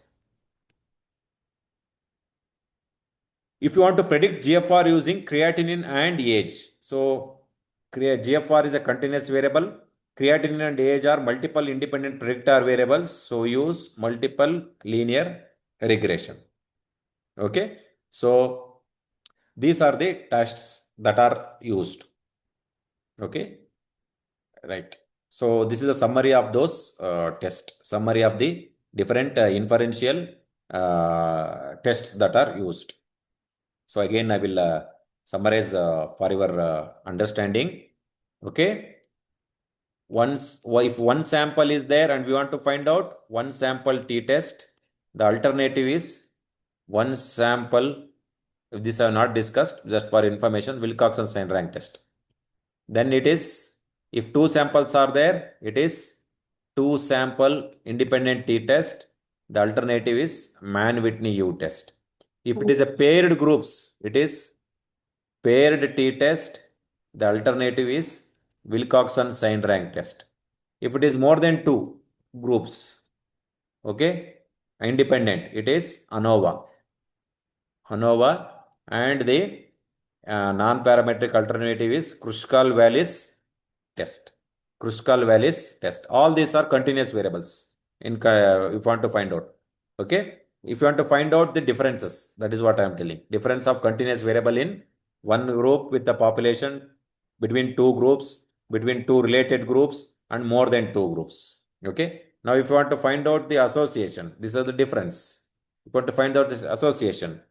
Two continuous variables. It is Pearson if normally distributed or Spearman if not normally distributed. Two categorical variables. It is alternative test only, that is a non-parametric chi-square test, and Fisher test if the sample size is less than 20. Less than 20. So these are the different alternatives that we have discussed. Now coming to diagnostic accuracy test. Now you observe what we are trying to tell here. Okay. So now this is the gold standard and this is the reference test. It is also positive. Gold standard is also positive, true positive. Okay. This is also negative. Gold standard is also negative, true negative. Now that is how we plot whenever the data is given. We plot using a 2x2 table. So you plot, see this line above to below. Okay. So observe amongst those who are having the condition, how many are tested positive? That is the sensitivity. It is true positive by true positive plus false negative. It is also called as true positive rate. Now, what is the specificity? Observe here, low to up arrow. Amongst those who are not having the condition, how many are tested negative? Specificity, also called as true negative. True negative by true negative plus false positive. It's called as the specificity. Okay. Now, what is positive predictive value? Observe the left to right arrow. Amongst those who are tested positive, how many are having the condition? That is positive predictive value. True positive by true positive plus false positive. Now, what is the negative predictive value? Observe the right to left value. Okay. Amongst those who are not who are tested negative, how many are not having the condition? Negative predictive value. True negative by true negative plus false negative. This is called as the negative predictive value. Okay. So, what is the likelihood ratio positive? Likelihood ratio positive is sensitivity by 1 minus specificity. What is sensitivity? True positive rate. What is specificity? True negative rate. Okay. 1 minus specificity is false positive rate. So, true positive rate by false positive rate is the likelihood ratio positive. Amongst those who are tested positive, how many are having condition? Amongst those who are tested positive, how many are not having the condition? That is the likelihood ratio positive. It should be more than 1. More than 10 is a good diagnostic accuracy test. Similarly, what is likelihood ratio negative? 1 minus sensitivity by specificity. That means what is sensitivity? True positive rate. What is 1 minus sensitivity? False negative rate. Specificity is true negative rate. So false negative rate by true negative rate is the likelihood ratio minus. Okay. Amongst those who are having the condition, how many are tested negative? Compared to amongst those who are not having the condition, how many are tested negative? Is called as likelihood ratio negative. It should be less than 1. Okay. It should be less than 0 up to 1. Less than 0 up to 1. So that is the formulas and definitions used in calculating the diagnostic accuracy test. Those are the formulas and definitions that are used to calculating the test, diagnostic accuracy test. Okay, that is used 2x2 tables to calculate that. Now, what is the relationship between positive predictive value and the prevalence? As the positive predictive value increases, prevalence increases, positive predictive value will increase. As the prevalence decreases, positive predictive value will decrease. Sorry, positive predictive value increase and negative predictive value will decrease. What will happen to sensitivity and specificity? Nothing. They are the inherent test characteristics. They are not affected by the prevalence. Okay. So that we should understand. For example, MON2 test, which is having poor sensitivity and specificity, when the prevalence is more in developed countries, they may have a more positive predictive value. The same thing may have a less positive predictive value in more developed countries where the prevalence of tuberculosis is less. though sensitivity and specificity of the MANTU test is very less, it is of clinical utility because of the high positive predictive value in low developed countries where there is high prevalence of tuberculosis. Okay, this is one example we can give. Okay, coming to different types of study design. There are different types. When you intervene and change the course of the outcome, it is called as interventional study design or experimental study design. When you don't, it is observational study design. Okay, there are based when if it is randomized allocated, it is interventional study design. If it is randomized allocated, okay, it is randomized interventional study design. For example, RCTs. RCTs are the examples of randomized study designs. Non-interventional study designs, if it is not randomized and allocated, then it is quasi-experimental study design. Quasi-experimental study design. Okay. Amongst the observational study designs, which are called as non-interventional, if it has a control group or not. If it has a control group, it is analytical observational study design. If it does not have a control group, it is descriptive observational study design. Okay. Analytical observational study designs are either case control or cohort study designs. Even a cross-sectional study design with control is an analytical study design. Descriptive study designs are case series, survey of small population and census of the large population. Survey is cross-sectional study design without control. Okay. So these are the differences in the study designs, interventional, non-interventional study designs. Now, case control study designs are good for rare diseases. We select the cases from a group of, let us say, community based on the diagnostic criteria and then ask whether they are exposed or not. Same age and gender matched controls who are similar to case in all other aspects but are not suffering from the disease are selected. Okay. And then in them also we ask whether they are exposed or not exposed. The odds of exposed in cases versus the odds of exposure in controls, we find out what is called as odds ratio. Okay. So because we are not following up, we cannot find out the etiology. We cannot find out the causal inference of the nature. Okay, because it is not following up. Temporality cannot be established. However, multiple exposure can be studied in a same duration of time. And it is very easier to conduct and faster to finish. These are the advantages and disadvantages of the case control study design. And using the case control study design, we can find out the odds ratio. For example, what is the odds of downs in those age more than 35? It is 20 by 10. What is the odds of downs in age less than 35? It is 10 by 20. What is the ratio? That is equal to 4. That means 4 times more odds that downs will occur in aged more than 35-year age group compared to those occurring in the less than 35-year age group is the odds ratio. That is how we can find out. Okay. Now we can see the odds ratio is 4. The 95 confidence interval of the odds ratio is 3 to 5 and the narrow width of the confidence interval is narrow. What is the null value for odds ratio? Ratio is 1. If the odds ratio is 1 means there is no association. Correct? That is a null value. Does this confidence interval include the null value of odds ratio of 1? No. That means it is significant. Also, how much more is the confidence interval from the null value? Null value is 1 in odds ratio. How much more it is? It will give you effect estimate. So using confidence interval, you can find out width of the confidence interval. You can find out the precision of the study. You can find out the significance of the study. And you can calculate the effect estimate. These 3 are the advantages of the confidence interval. Okay. Now, how cohort studies are designed? From the population, we select those who are exposed, for example, exposed to radiological exposure. And in the same area, we choose the matched controls who are not exposed. We follow them up to see whether they develop the disease and how many not. We also follow the radiologically exposed, unexposed to see whether they develop disease or not. Okay. Now here we calculate the incidence of cancer in exposed, that is probability A by A plus B. This is difference from odds. Similarly, incidence of cancer in unexposed, we calculate it is C by C plus D. And we calculate the ratio, it is called as relative risk. So incidence of the outcome in exposed by incidence of the outcome in unexposed is the relative risk. Now, what is the advantage of this cohort study design?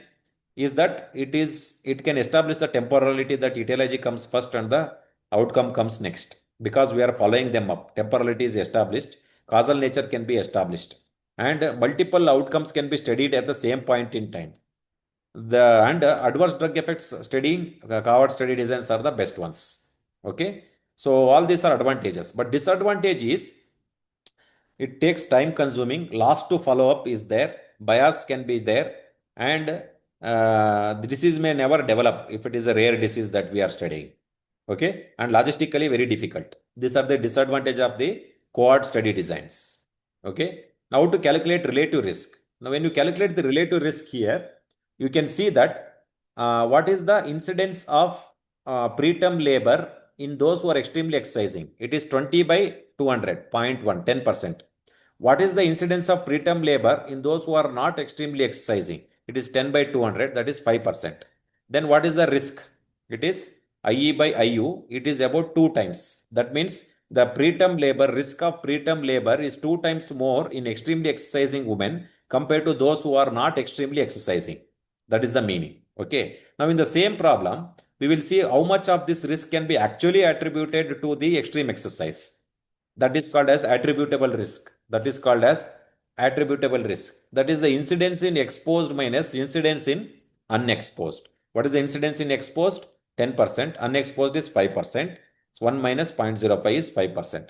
See, even though the risk of preterm is twice in extreme exercising women compared to those who are not extremely exercising, the risk attributed to extreme exercise is only 5%.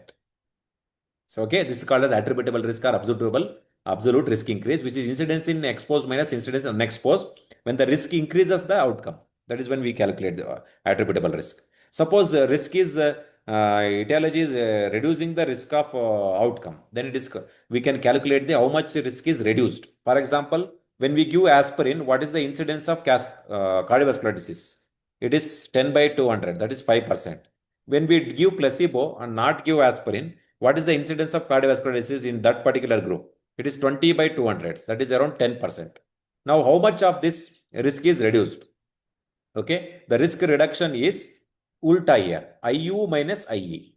Okay, 10 minus 5%, only 5% is the risk reduction. That means if 100 were given aspirin, 5 would be prevented from having cardiovascular disease. Okay, that is the meaning of it.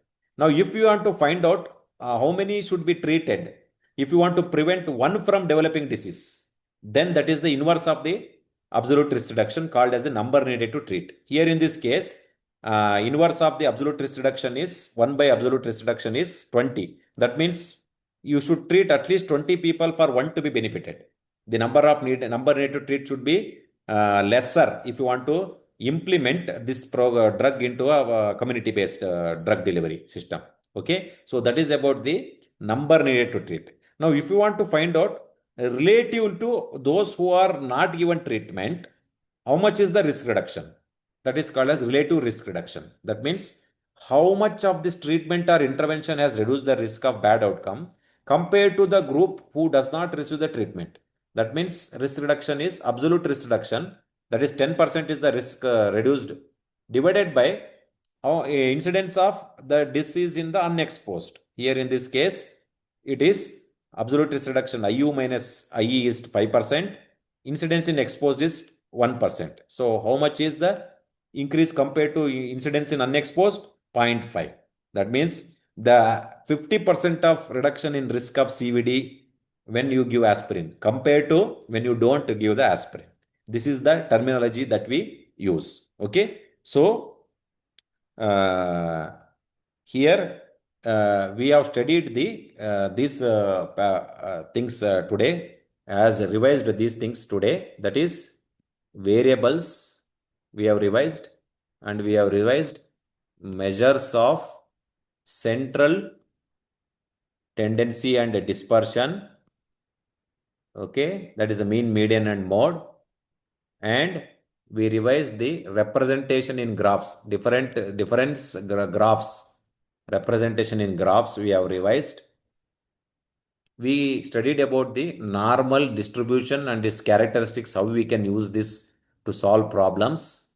Then we studied estimation using confidence interval, then hypothesis testing, okay, types of errors, power we studied, then types of inferential tests, that is the parametric and non-parametric inferential tests.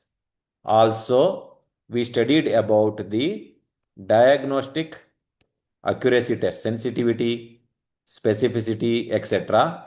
Then we studied about the effect estimate, that is odds ratio, relative risk, absolute risk reduction, number needed to treat, and then we studied about the study design. We studied about the study design. If we have to revise the effect estimates and its formula, okay, odds ratio is, okay, odds in exposed by odds in unexposed, A by B by C by D. This is relatively used. You can use other later. Relative risk is incidence in exposed by incidence in unexposed. That is A by A plus B divided by C plus C plus D. In case of randomized control study design, you can replace this formula as similar to this experimental event rate divided by control event rate. Both means the same. Okay. And then absolute risk increase is IE minus IU. At absolute risk reduction is IU minus IE. Okay. Number needed to harm is nothing but 1 by absolute risk increase. Number needed to treat is nothing but 1 by absolute risk reduction, whereas relative risk reduction is absolute risk reduction, that is IU minus IE compared to incidence in unexposed. Okay, so these are the different effect estimate that we have studied. So all those we have to put it into tables and then calculate. Okay, right? Okay. So these are the summarization of marathon long revision series for today. Okay. Right. I think anything from the host, you can.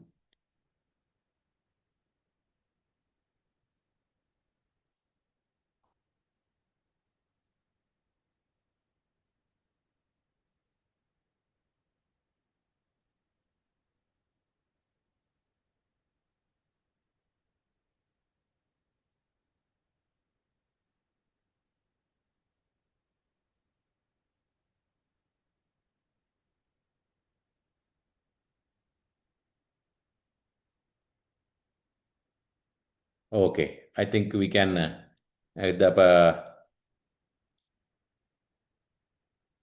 permission of the host ROC plot. Okay. Somebody is asking ROC plot.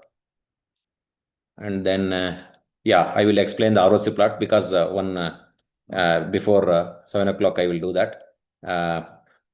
Other person is waiting. ROC plot is asked by one doctor. So I will just explain that. ROC plot means receiver operating characteristics plot. What it is? Receiver operating characteristic plot. Okay. So it is, we plot sensitivity against 1 minus specificity. 1 minus specificity. Sensitivity is nothing but true positive rate. Specificity is true negative rate. 1 minus specificity is false positive rate. That means we are plotting true positive rate against false positive rate. How are we plotting that? Okay. Suppose we take HCG, and above a cutoff value of 1000. Let us say diagnosis, we presume it is cancerous. Now, above a cutoff value of this particular 1000, how many are true positive? How many are false positive? Above a cutoff value of 1500. Oh, for each value, what is the true positive rate? What is the false positive rate? We identify. for at each cutoff value we identify. So you can get a curve like this. You can cut a curve like this. Now, which is the cutoff value we will choose? The cutoff value we will choose is having maximum sensitivity and minimum specificity. Around this, we will choose. This is the best cutoff value. Okay. If it is indeterminate, it will give 50-50. This is the indeterminate line. The area below this curve will give the area under curve will give the diagnostic accuracy of this particular test, HCG, to detect a cancer. Okay. So this plot of sensitivity against specificity was against 1 minus specificity or true positive rate against false positive rate is called as the receiver operating characteristic plot. Okay. So that is one plot. So that is one in the chat. I got one question. So I explained that. Okay. Okay. So another madam, one of my colleague has joined, Dr. Maitreyee. She will be now doing the LRR marathon series on biochemistry. I welcome her, and now I will stop sharing. Thank you very much for your kind listening, and all the best. Thank you, sir. I will take over. Yeah, thank you, Maitreyee. All the best. Good evening, everyone. So let us switch over to an area where it requires a lot of okay, 1 second. Let me just set my system.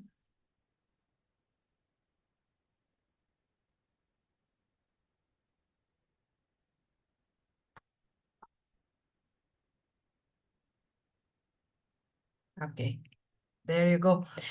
So welcome everyone for this 10 days crisp revision, the marathon series. And we will be seeing the topics in the area of biochemistry. So you should be aware of the weightage of around 8 to 10% for this biochemistry topics are given. So what are the things which will be covered here? It will be around the carbohydrate and lipid metabolism, quick revision around proteins, amino acids and enzymes, vitamins, minerals, then trace elements, electrolytes and acid bases. And let's see some questions towards the end. So carbohydrate is the one which we eat, that is the starch, or it is from the fruits, the fructose, from the milk, it is the lactose, any of the carbohydrate. So will be digested in our system, and ultimately it is the glucose which is the prime important target molecule required for our whole organ system. Yeah, let me take, okay. So now this, once it is all digested in the intestine, they will be absorbed in the gut. So within the gut, I mean, and every target cells like, the adipose tissue, heart, and all these things.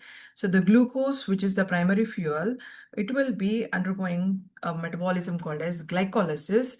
So where the glucose molecule is converted to two pyruvate molecules. And where is it happening? You have to remember that cytoplasm. So how much of ATPs are generated in this glycolytic pathway? There is a two ATPs which are directly produced and two NADH which are produced. So under aerobic glycolysis, we will get 7 ATPs. Under anaerobic, under anaerobic, we will see that one. Now in the aerobic glycolytic pathway, which is happening in all the cells, which are the key enzymes? We have to remember that is hexokinase, phosphofructokinase, and then the pyruvate kinase.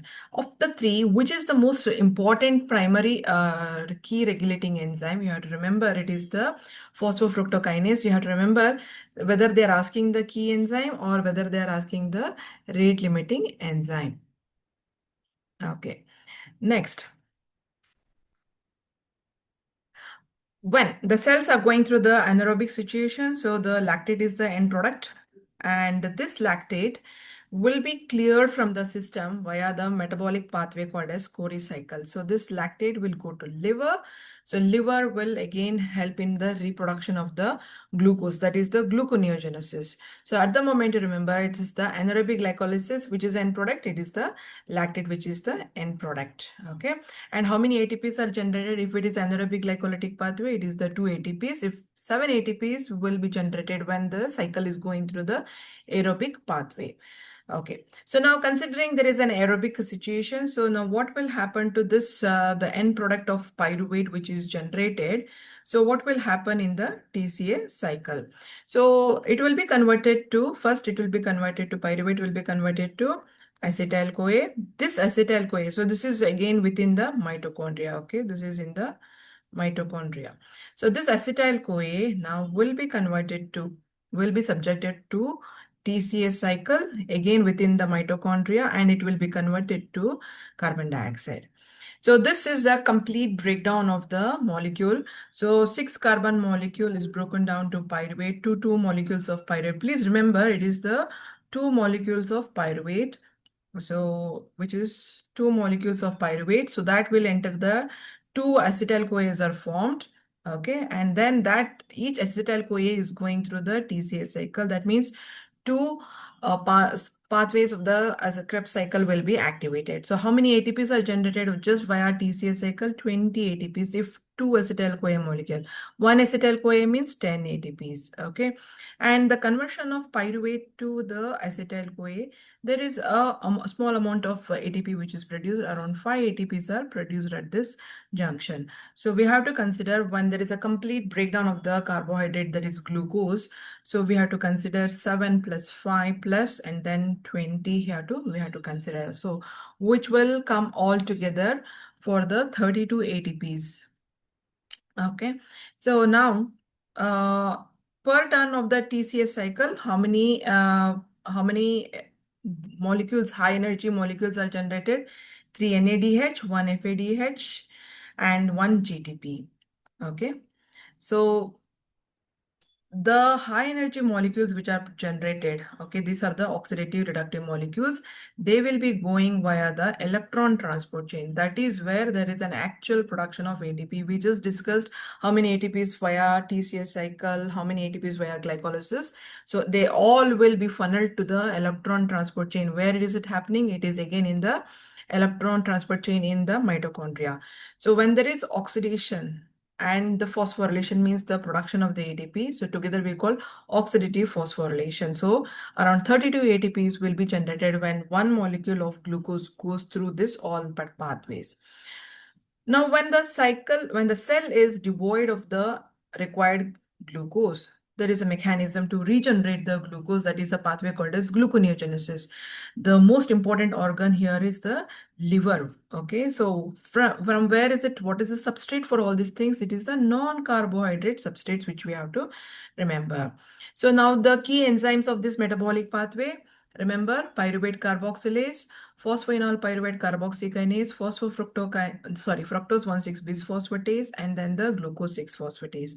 So which is the rate limiting enzyme? It is the fructose 1,6-bisphosphatase. That is the major rate limiting enzyme. So again, be careful. Is it the key enzyme or the rate limiting enzyme? They are specifically asked. And why liver becomes only organ to regulate the gluconeogenesis? Why not other organs? Liver has only this particular, okay, the liver has, so this glucose 6-phosphatase is present only in the liver. That's why the liver becomes an exclusive organ to regulate our plasma glucose levels. And whenever the body is having a surplus load of the glucose, what it will do, it will build up the reservoir, that is the glycogen. So glycogen is nothing but a polysaccharide made up of completely glucose units. So liver and the skeletal muscles are having a rich source of glycogen. So whenever body is having a sufficient glucose, glycogen synthesis. Glycogenolysis means it is the breakdown of the glycogen. So you have to remember the enzyme glycogen phosphorylase for glycogenolysis. Glycogen synthase is for the glycogen production, glycogenesis. So these are the two key enzymes under the glycogen metabolism which you have to remember. Okay, so now just to see the overview, so glucose will be converted to pyruvate, that will be converted to acetyl-CoA molecule, then Krebs cycle, and then the electron transport chain oxidative phosphorylation pathway is generating 32 ATPs. So these complete pathways are under the regulation of the hormones. So insulin, when the well-fed state, the insulin levels are high, and the glucagon levels will be low. When the person is starving, fasting, the glucagon levels will be higher. So what does glucagon will catalyze? It will catalyze glycogen breakdown, glycogenolysis. Gluconeogenesis is production of the glucose, new glucose molecules. So basically it will increase your glucose levels. Insulin will bring down the glucose level, glucagon will raise the plasma glucose levels. In pregnancy, there is a phase where there is an insulin resistance will be seen. So that is important to be noted. And the Cori cycle we discussed, where the lactate, which is produced on the anaerobic pathway, will be cleared through this Cori cycle. So the clinical points, what you have to remember, insulin is an anabolic hormone, which is synthesized from the beta cells of pancreas. And the glucose transporter is the GLUT transporter. Yeah. So this GLUT transporters, where are they present? Skeletal muscles, cardiac, skeletal muscles, the cardiac tissue, the adipose tissue, they have this all GLUT4 receptors. Of all the glucose transporter, which is insulin sensitive, it is GLUT4. Okay. So in diabetic patients, GLUT4 is the one which is not sensitive, it is resistant, and it will lead to the development of the diabetes. So then it will increase the glycogen, this insulin will increase the glycogen synthesis, and also it is regulating the lipogenesis. So good amount of, well-fed state, all the lipids are getting deposited. Adipose tissue will undergo hypertrophy, hyperplasia. And then also it will favor the protein synthesis.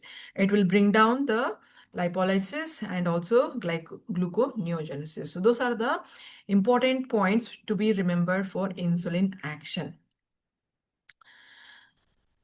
Okay. What about the glucagon? Glucagon, it raises the glucose levels.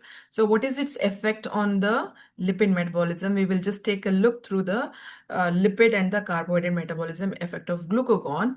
So it has to regulate the glucose level. So when the reservoir of the body has a mechanism first to utilize carbohydrate, then to utilize lipid, then to go for protein. So when the lipid carbohydrate source is not available, the lipid is the one which will come into the action. So what will happen? So at this phase, there is a low insulin level, increased glucagon level. Okay. So now what is this imbalance will do? So it will cause the lipolysis. It will cause lipolysis. So what is lipolysis? It is the triacylglycerols which are there in our adipose tissue. It will break down. So it will break down to what? It is the free fatty acids, and then the glycerol will be released. Now these free fatty acids, which are so generated by lipolysis, will be going through the beta oxidation. So this beta oxidation will generate around 106 ATP molecules. So 1 fatty acid, the most predominant lipid which is there in our adipose tissue is the palmitic acid. It is the palmitic acid. So one palmitic acid will generate 106 ATPs. Where is beta oxidation is happening? It is happening again in the mitochondria. So you have to remember the subcellular area where the metabolic pathways are happening. So beta oxidation will generate, what is the end product? Acetyl-CoA molecule. So this will again go through the TCA cycle and it will generate the ATPs. So when this, beta oxidation is one way, it will be taking care of the body fuel. Other way is ketogenesis. What is ketogenesis? Production of the ketone bodies. So which are the ketone bodies? So we have the primary ketone bodies and then the secondary ketone bodies. Primary is what? It is the acetate is the primary ketone body. Secondary ketone bodies means they are generated from the acetone. So that is beta hydroxybutyrate as well as the acetone. So acetone, which is expelled through the lungs, and the acetoacetate beta hydroxylate, they are cleared through the urine. So whenever the metabolism, the diabetic ketoacidosis or starvation is expected, so look for the urine sample, evaluate. So these are the products which will be excreted, and through the breath, it is the acetone which is expelled. Then what happens to the cholesterol synthesis?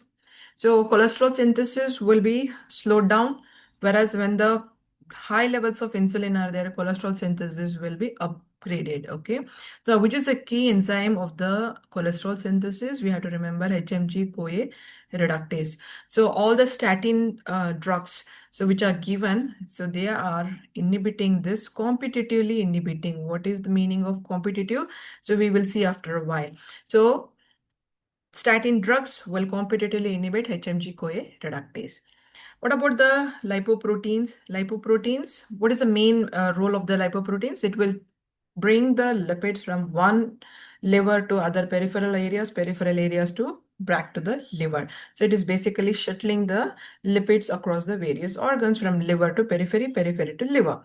So now this, which are the lipoproteins? So chylomicron, VLDL, LDL, and HDL. So which is a good cholesterol? I mean, which good lipoprotein? It is HDL. Why it is good? It is collecting all the cholesterol from the periphery and it is giving it to liver. Why LDL is considered as bad? Because it is going and depositing in the peripheral tissues. So reverse cholesterol transport, you have to remember the word reverse cholesterol transport. That means because it is, scooping out all the cholesterol from the periphery and it is giving to the liver, it is the reverse cholesterol transport. So during the phase of pregnancy, there is a certain amount of insulin resistance will be there. So it will induce a diabetogenic state. So please remember this key point. The rate limiting enzyme of glycolysis is phosphofructokinase. For cholesterol synthesis, HMG-CoA reductase. And for the gluconeogenesis, it is the fructose 1,6-bisphosphatase. That is the key enzyme. Okay, so where is glycolysis happening? It is in the cytosol. The rate limiting step of the enzyme is phosphofructokinase. Krebs cycle, where is it happening? In the mitochondria. 32 ATPs are generated when it is going through the complete aerobic oxidation. And which are the transporters dependent on insulin? It is the GLUT4 transporter. Glucagon will increase the plasma glucose levels. HMG-CoA reductase will be the key enzyme for the cholesterol synthesis. What is the role of beta oxidation? To generate acetyl-CoA molecules and lot of ATPs over there. So phase of starvation or diabetic ketoacidosis, remember the ketogenesis which will be happening to generate give the fuel, and insulin resistance will be experienced during the phase of pregnancy. So that's about the complete, things about the carbohydrate and lipid. Now let's take a glance about the proteins, amino acids, and some enzyme aspects. Now, what does a protein mean? Proteins is made up of amino acids. By the covalent bond, it is the peptide bond. So how many amino acids are there? Before it was 22, now it has gone to, before it was 20, now it has gone to 22. So you have to remember the 9 essential amino acids. And what do you mean by the word essential? That they have to be provided in the diet. Non-essential means they are synthesized in the body. So from where they are synthesized, let's see, in the TCS cycle, there are so many intermediates are formed. So those intermediates, so they are capable of generating the amino acids. So when TCS cycle is happening, so the non-essential amino acids are generated in our body. Okay, so what is the mnemonic to remember? The essential amino acids: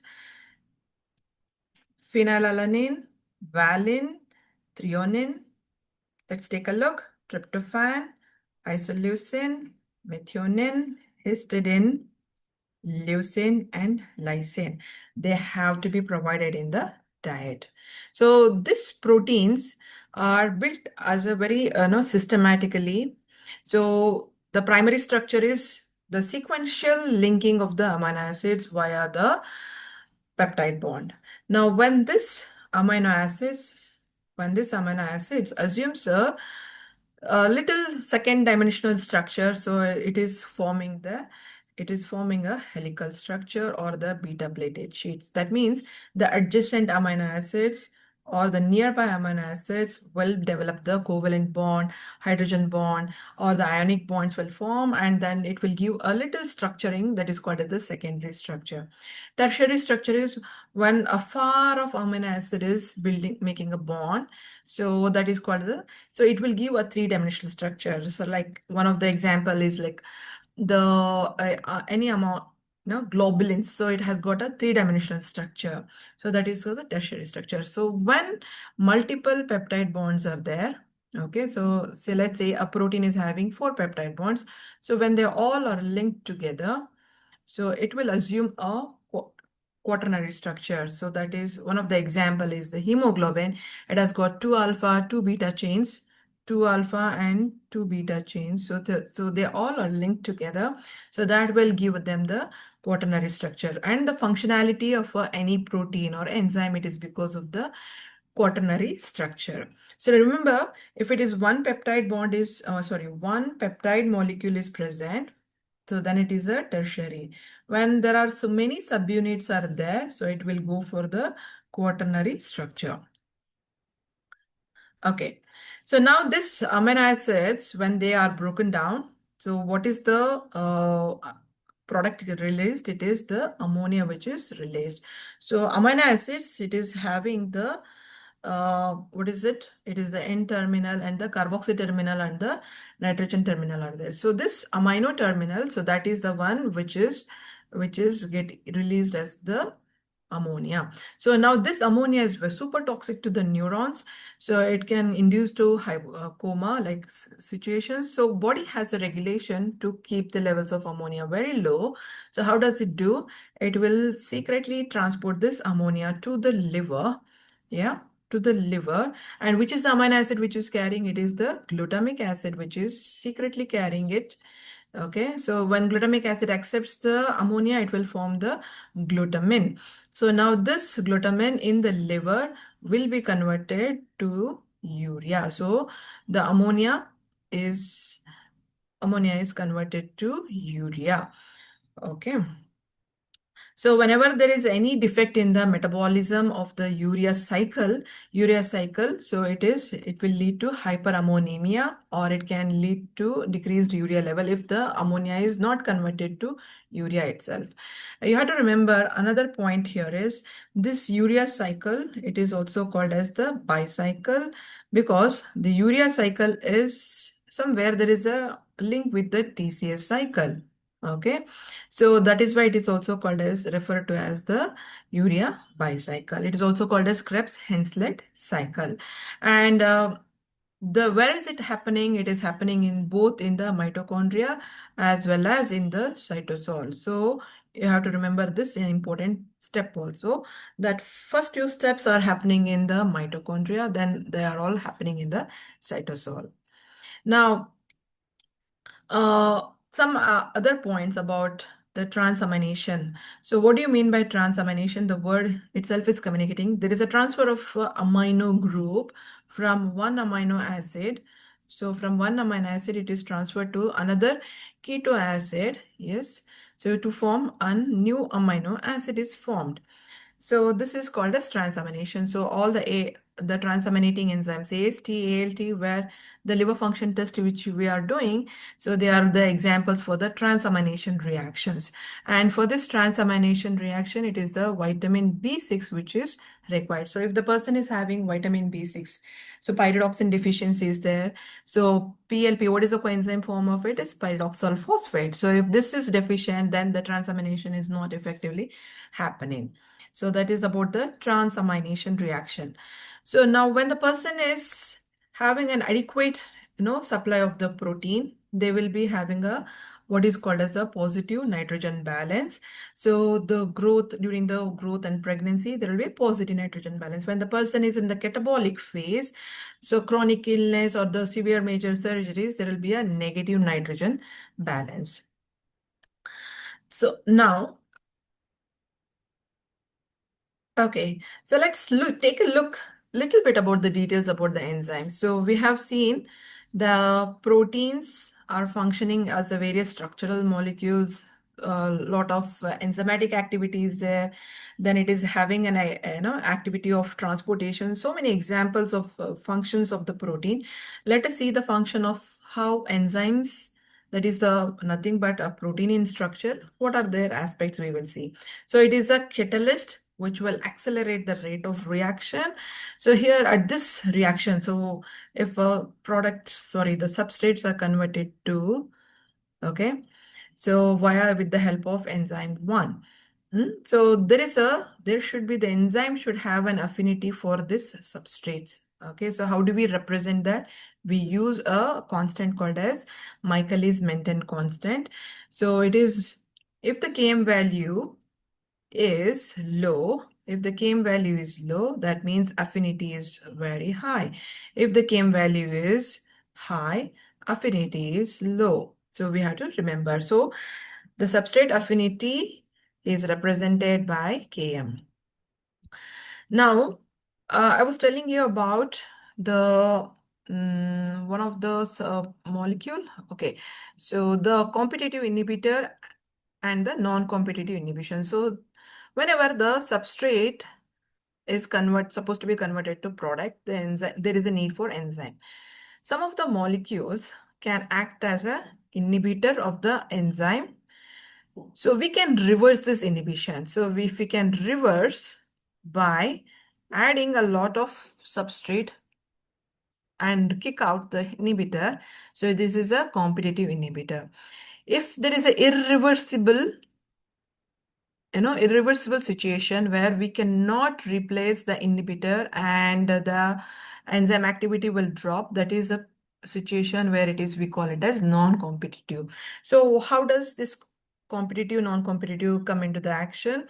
So the substrate and the inhibitor, if they look alike, structurally they are analogous, they are competitive. So what do they compete with?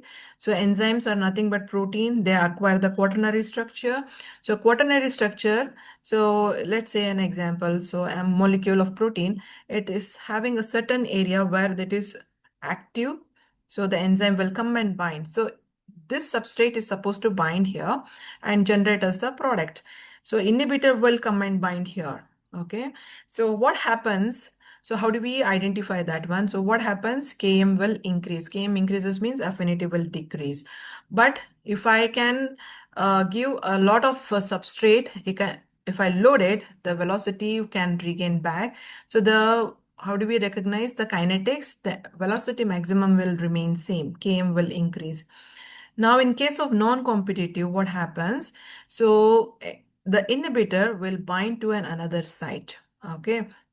So it will irreversibly lock up with the enzyme and it will cease the activity. So that's why even if you give an extra load of substrate, it will not help to recover it. So it's irreversible. So what happens to the Km? Km remains same because the affinity is same. Okay, but the velocity has dropped. So you have to remember these two things. So what is that? What happens to the Vmax and what happens to the affinity for the active site of the enzyme. So in competitive, the Km increases, Vmax same, non-competitive, same Km, Vmax decreases. So that's about so now why we have to learn about this? So most of the the antibiotics, sulfonamides, or it can be the methotrexate, take any antibiotics, they will be usually working through the enzyme kinetics of competitive inhibition. Now all the hormones like cyanide hormone, the fluoride, so any poisons you take, they go act via the non-competitive way of enzyme action. Okay, so that's a key clinical point to remember. So what about the coenzymes and the cofactors? So a substrate to form the product, enzyme is there. So but is enzyme sufficient to accelerate the rate of reaction? No, there is a cofactor is required. So cofactors, we have the two ways to classify this one. So one which is organic, one which is inorganic. So organic ones, so we call it as coenzymes. Inorganic, they are the metals like the zinc, calcium, iron, then manganese, magnesium. So they are all the inorganic cofactors. So what are the examples for the coenzymes? So most of the B complex vitamins, they act as a coenzyme. So let's say vitamin B1, what is the coenzyme form of it? TPP. Vitamin B2, what is the coenzyme form of it? FAD. Yeah. Then B3, it is NAD, NADP. Okay. B6, it is PLP. So they act as the coenzyme. So you have to remember this coenzyme forms. So they will accelerate the rate of reaction. So if the coenzymes are not available in some of the conditions, like, phenylketonuria, in phenylketonuria, the phenylalanine has to be converted to tyrosine. There is a need for the NAD. So if NAD is not available, then there is a phenylalanine which will be accumulated. Phenylketonuria can arise. So it is very important that coenzymes should be available for the enzyme to act. Now, which are the clinically diagnostic and therapeutic enzymes or diagnostic enzymes? So CKMB, one of the important enzyme, AST, ALT, again ALP, which is derived from the isoenzymes like liver, bone, placenta. Then amylase, lipase, amylase, which is digesting the starch, lipase is digesting the lipids, triglycerides. So they're all the enzyme in nature. Lactate dehydrogenase, which can be released from the red blood cells, can be released from the liver. So it has got the 5 isoenzymes.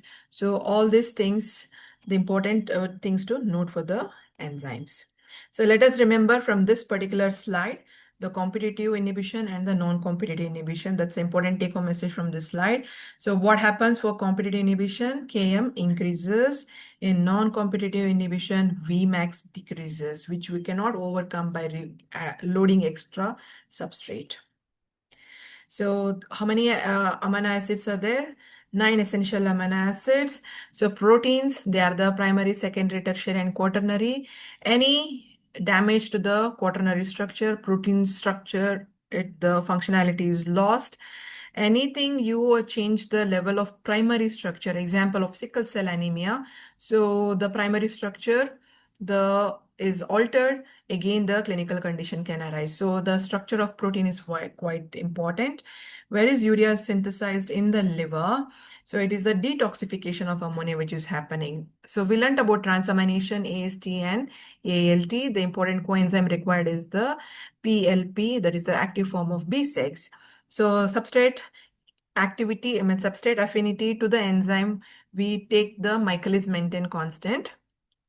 And then competitive inhibition, non-competitive inhibition we saw. Okay, so these are some of the important learning from the proteins. Now we will switch to the third topic, that is vitamins, minerals, and some trace elements. A very, very important area. So here, vitamins, we can classify as fat-soluble vitamins and as the water-soluble vitamins. So fat-soluble and then the water-soluble vitamins. Fat-solubles are the ADEK. So they have got a high toxicity. Why they have got high toxicity? Because they can be stored in the liver. So if the person is eating a lot or taking a lot of supplementation, so they can present with the toxic features. What about the water-soluble toxicity? So the water soluble toxicity will not happen because they are being water soluble, they are cleared from the kidneys on day-to-day basis. So their need is daily, it is required. So toxicity levels will not be seen in this water soluble vitamins. Okay.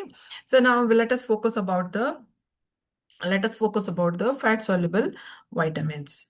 So fat soluble vitamins are A, D, E, K. So vitamin A, there are 3 forms of vitamin A: an alcohol form, an aldehyde form, okay, and then the acidic form. So all together we call it as retinoids. Okay, retinoids we call it as. So now this alcohol form is required for our vision. For epithelium, it is the acidic retinoic acid which is required. Remember these two. So for vision, it is the aldehyde form. For epithelium, it is the functionality of the acid.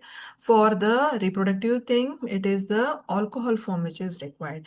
Now, during the pregnancy, the effect of teratogenicity should be kept in mind to be avoided.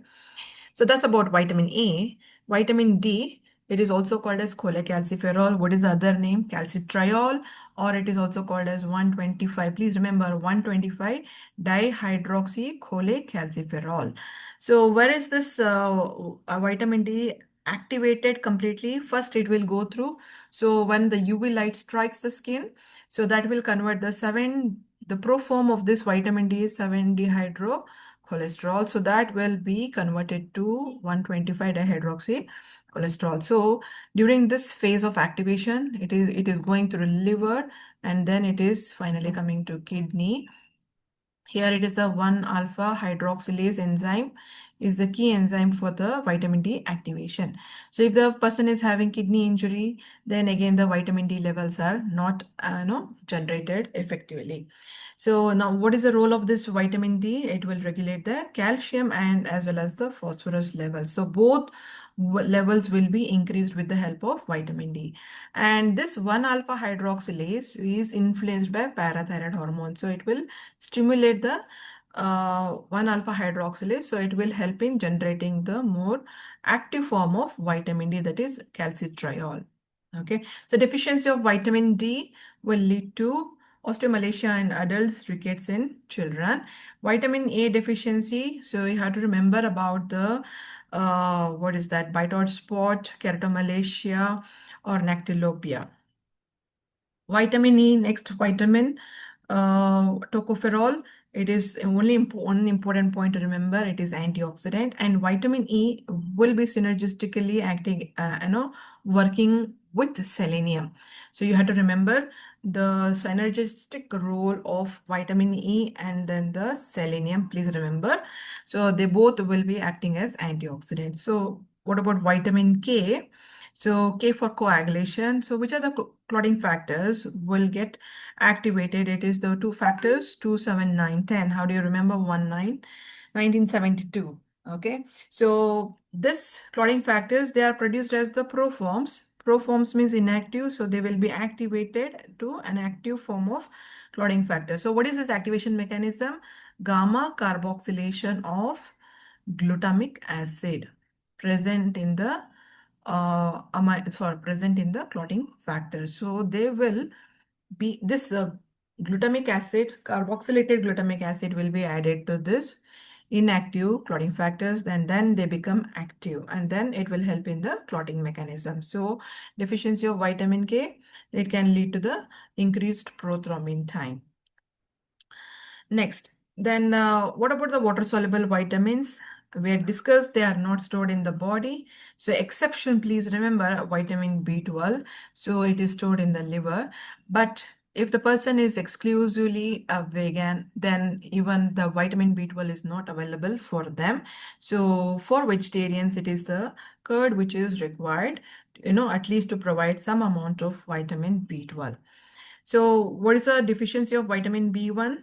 It is beriberi, dry beriberi, wet beriberi. Dry is where the CNS involvement, wet is cardiovascular. And if there is the involvement of cerebrum, so cerebral beriberi, it is also called as Wernicke-Korsakoff's beriberi.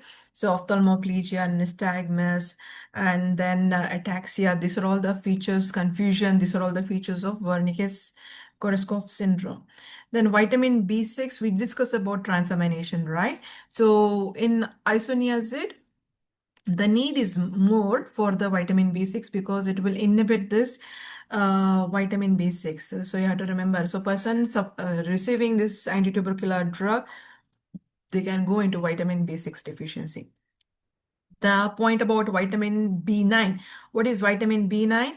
Please remember these numbers: B1, B2, B3, B6, B9. B9 is the folate. What is it required for? It is for the DNA synthesis, and it will help in prevention of the neural tube defects. So 400 micrograms from the preconception, it is given up till 12 weeks. And vitamin B12, It is also called as cobalamin. It is required, it will function along with the folate and help in the DNA synthesis. So person suffering from the B12 deficiency or B9 deficiency, they can present with the megaloblastic anemia. Well, so what did we see? So retinol, teratogenic effect, calcium is required for calcitriol is required for calcium absorption. Which are the target organs for vitamin D? It is the intestine, kidney, and the uh, intestine, kidney, and then okay. So the three target organs are the intestine. Okay, my pen is not writing. Intestine, kidneys, and then the bones. So if the person is having a low vitamin D, then they can go into the calcium will be taken out so that the plasma levels of calcium levels are taken care. So vitamin E is required for antioxidant. K is required for the clotting mechanism. So under water soluble vitamin, please remember folate and then the vitamin B12. So functional deficiency of folate can happen if the B12 is not available. So even though B9 is there, if B12 is not available, still vitamin B9 cannot function. So that is called as functional deficiency. Deficiency of a vitamin C, it is called as scurvy. One important point to remember here is what is the role of vitamin C on collagen? It will cause the hydroxylation of lysine and then the proline. So it will enhance the tensile strength of collagen. So if the collagen strength is not there, then it will cause the weakening of the blood vessels, the collagen, wherever the collagen is there, the blood vessels, so they will become weak and then they are prone for the bleeding tendencies. Okay, so what about the minerals? So iron is required for heme.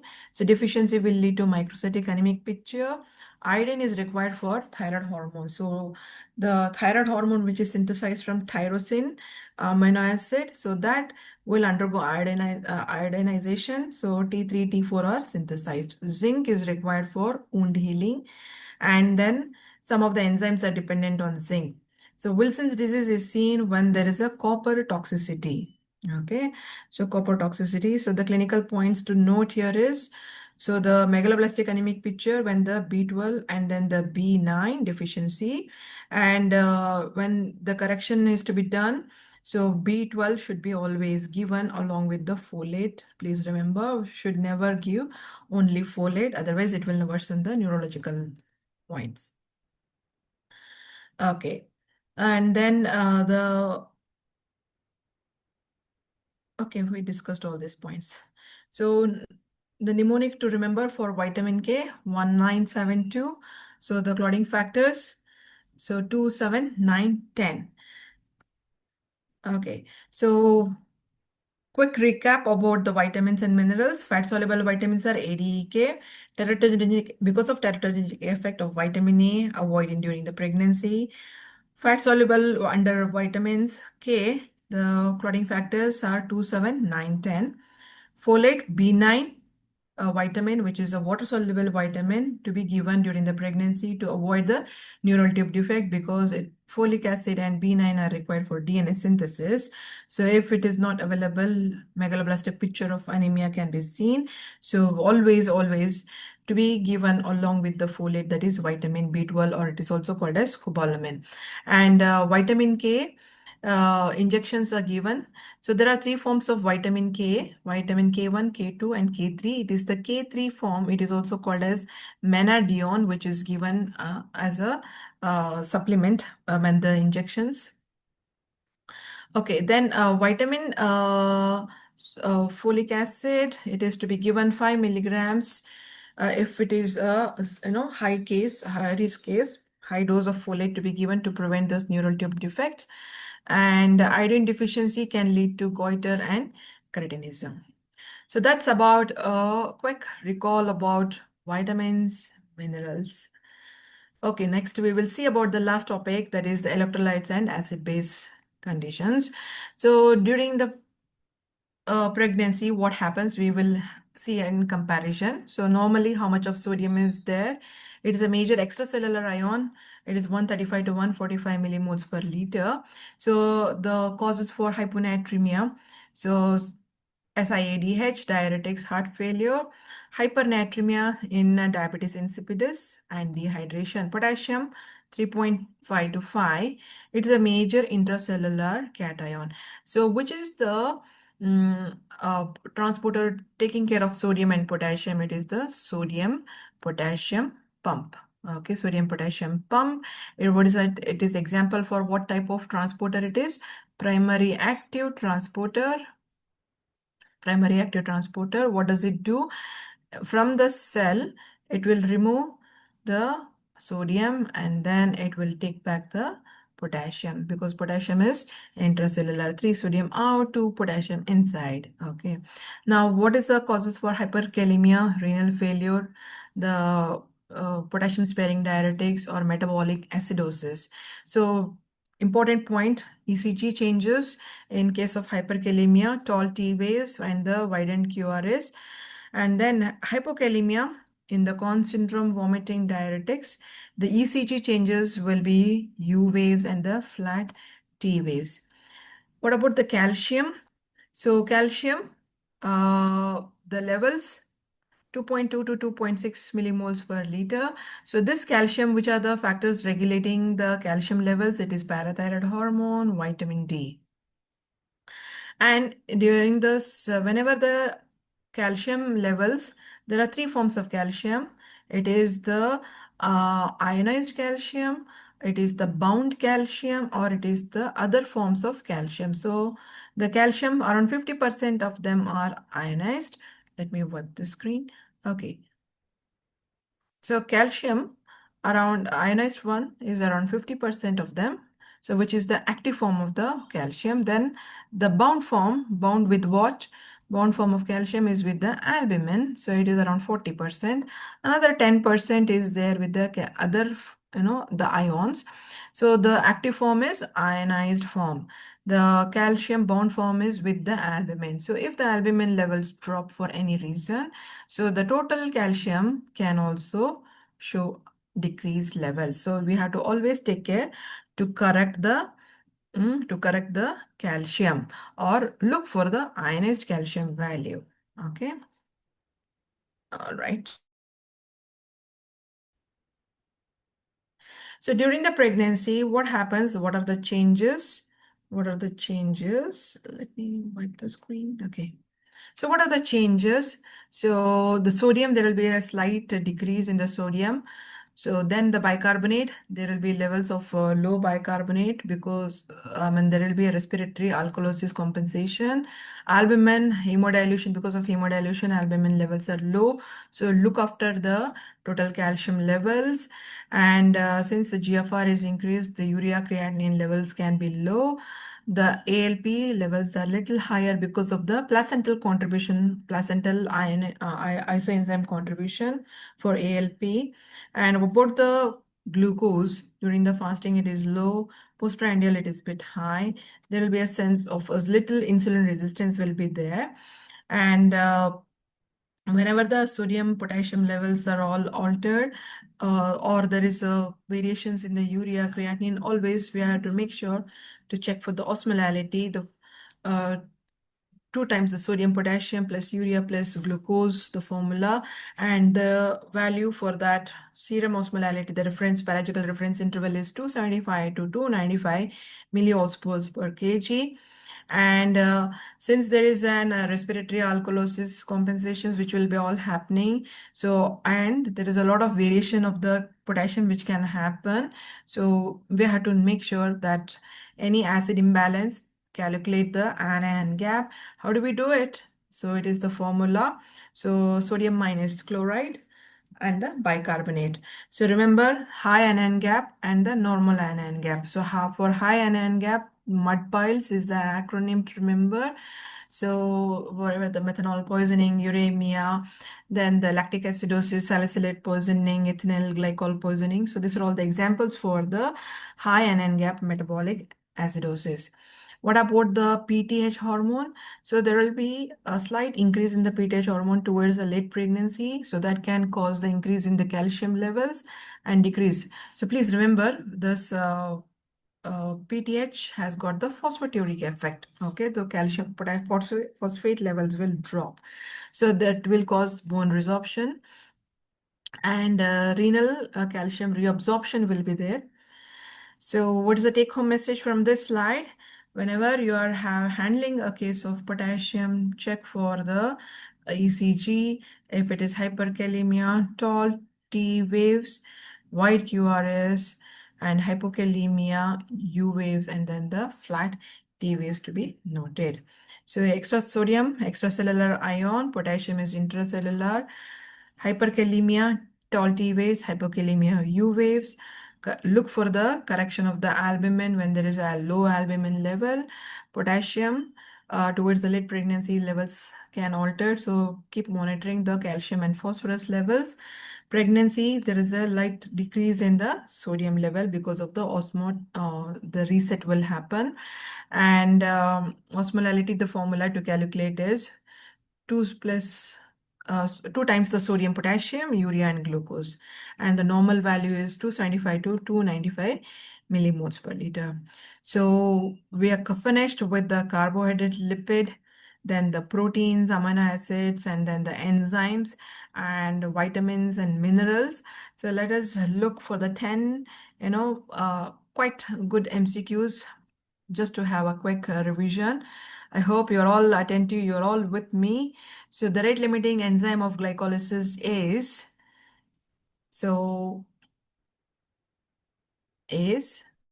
phosphofructokinase.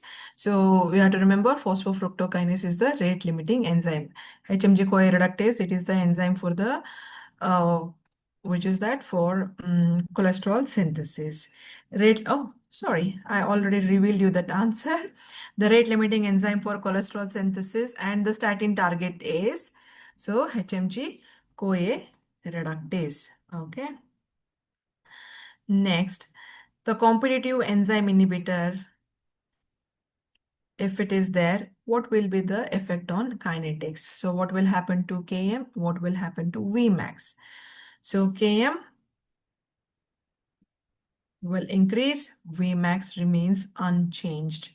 Okay, Vmax remains unchanged. Km increase means the affinity will decrease in the presence of inhibitor. Okay, next, vitamin K is required for synthesis of clotting factors. Which clotting factors? The acronym to remember is 1972. Okay, so that's the right answer. Sorry. Next question. Which vitamin is teratogenic in excess and should be avoided in pregnancy? It is the retinol, which needs to be avoided. So vitamin D, fat-soluble vitamins, so they can also cause toxicity as they can be stored. So here, the vitamin A is a right choice. Both folate and B12 deficiency cause megaloblastic anemia, but B12 deficiency is distinguished by what? So is it microcytosis or neurological or what? So the right answer here is neurological signs. Okay, so that's why we have to always give vitamin B12 before folate administration. Otherwise, it can precipitate the conditions of neurological signs. Hyperkalemia is classically produces which ECG changes. So hyper means it is always the word hyper tall. You have to remember. So tall T waves. Okay. And then total serum calcium appears low in pregnancy mainly because of true hypocalcemia, reduced albumin, vitamin D deficiency, increased PTH, renal calcium wasting. So the right answer here will be reduced albumin. So we have to always look for correct calcium. The urea cycle, which removes the ammonia, occurs primarily in which organ? So here the right answer is liver. the last question. Calculated serum osmolality is given by formula. We have to always consider urea and glucose in the formula. So the right answer here is sodium plus potassium 2 times and urea and glucose. So that gives the complete coverage about this biochemistry topic. Remember, phosphofructokinase, rate limiting step for glycolysis, HMG-CoA reductase, cholesterol synthesis key enzyme, competitive inhibitor. The Km is increased, Vmax remains unchanged. In non-competitive, velocity of the rate of reaction has decreased.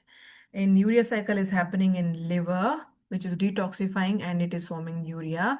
Clotting factors dependent on vitamin K are 2, 7, 9, and 10. The vitamin A, it is teratogenic to be avoided in pregnancy. Folate administration, 400 micrograms if 5 milligrams if it's a high risk case.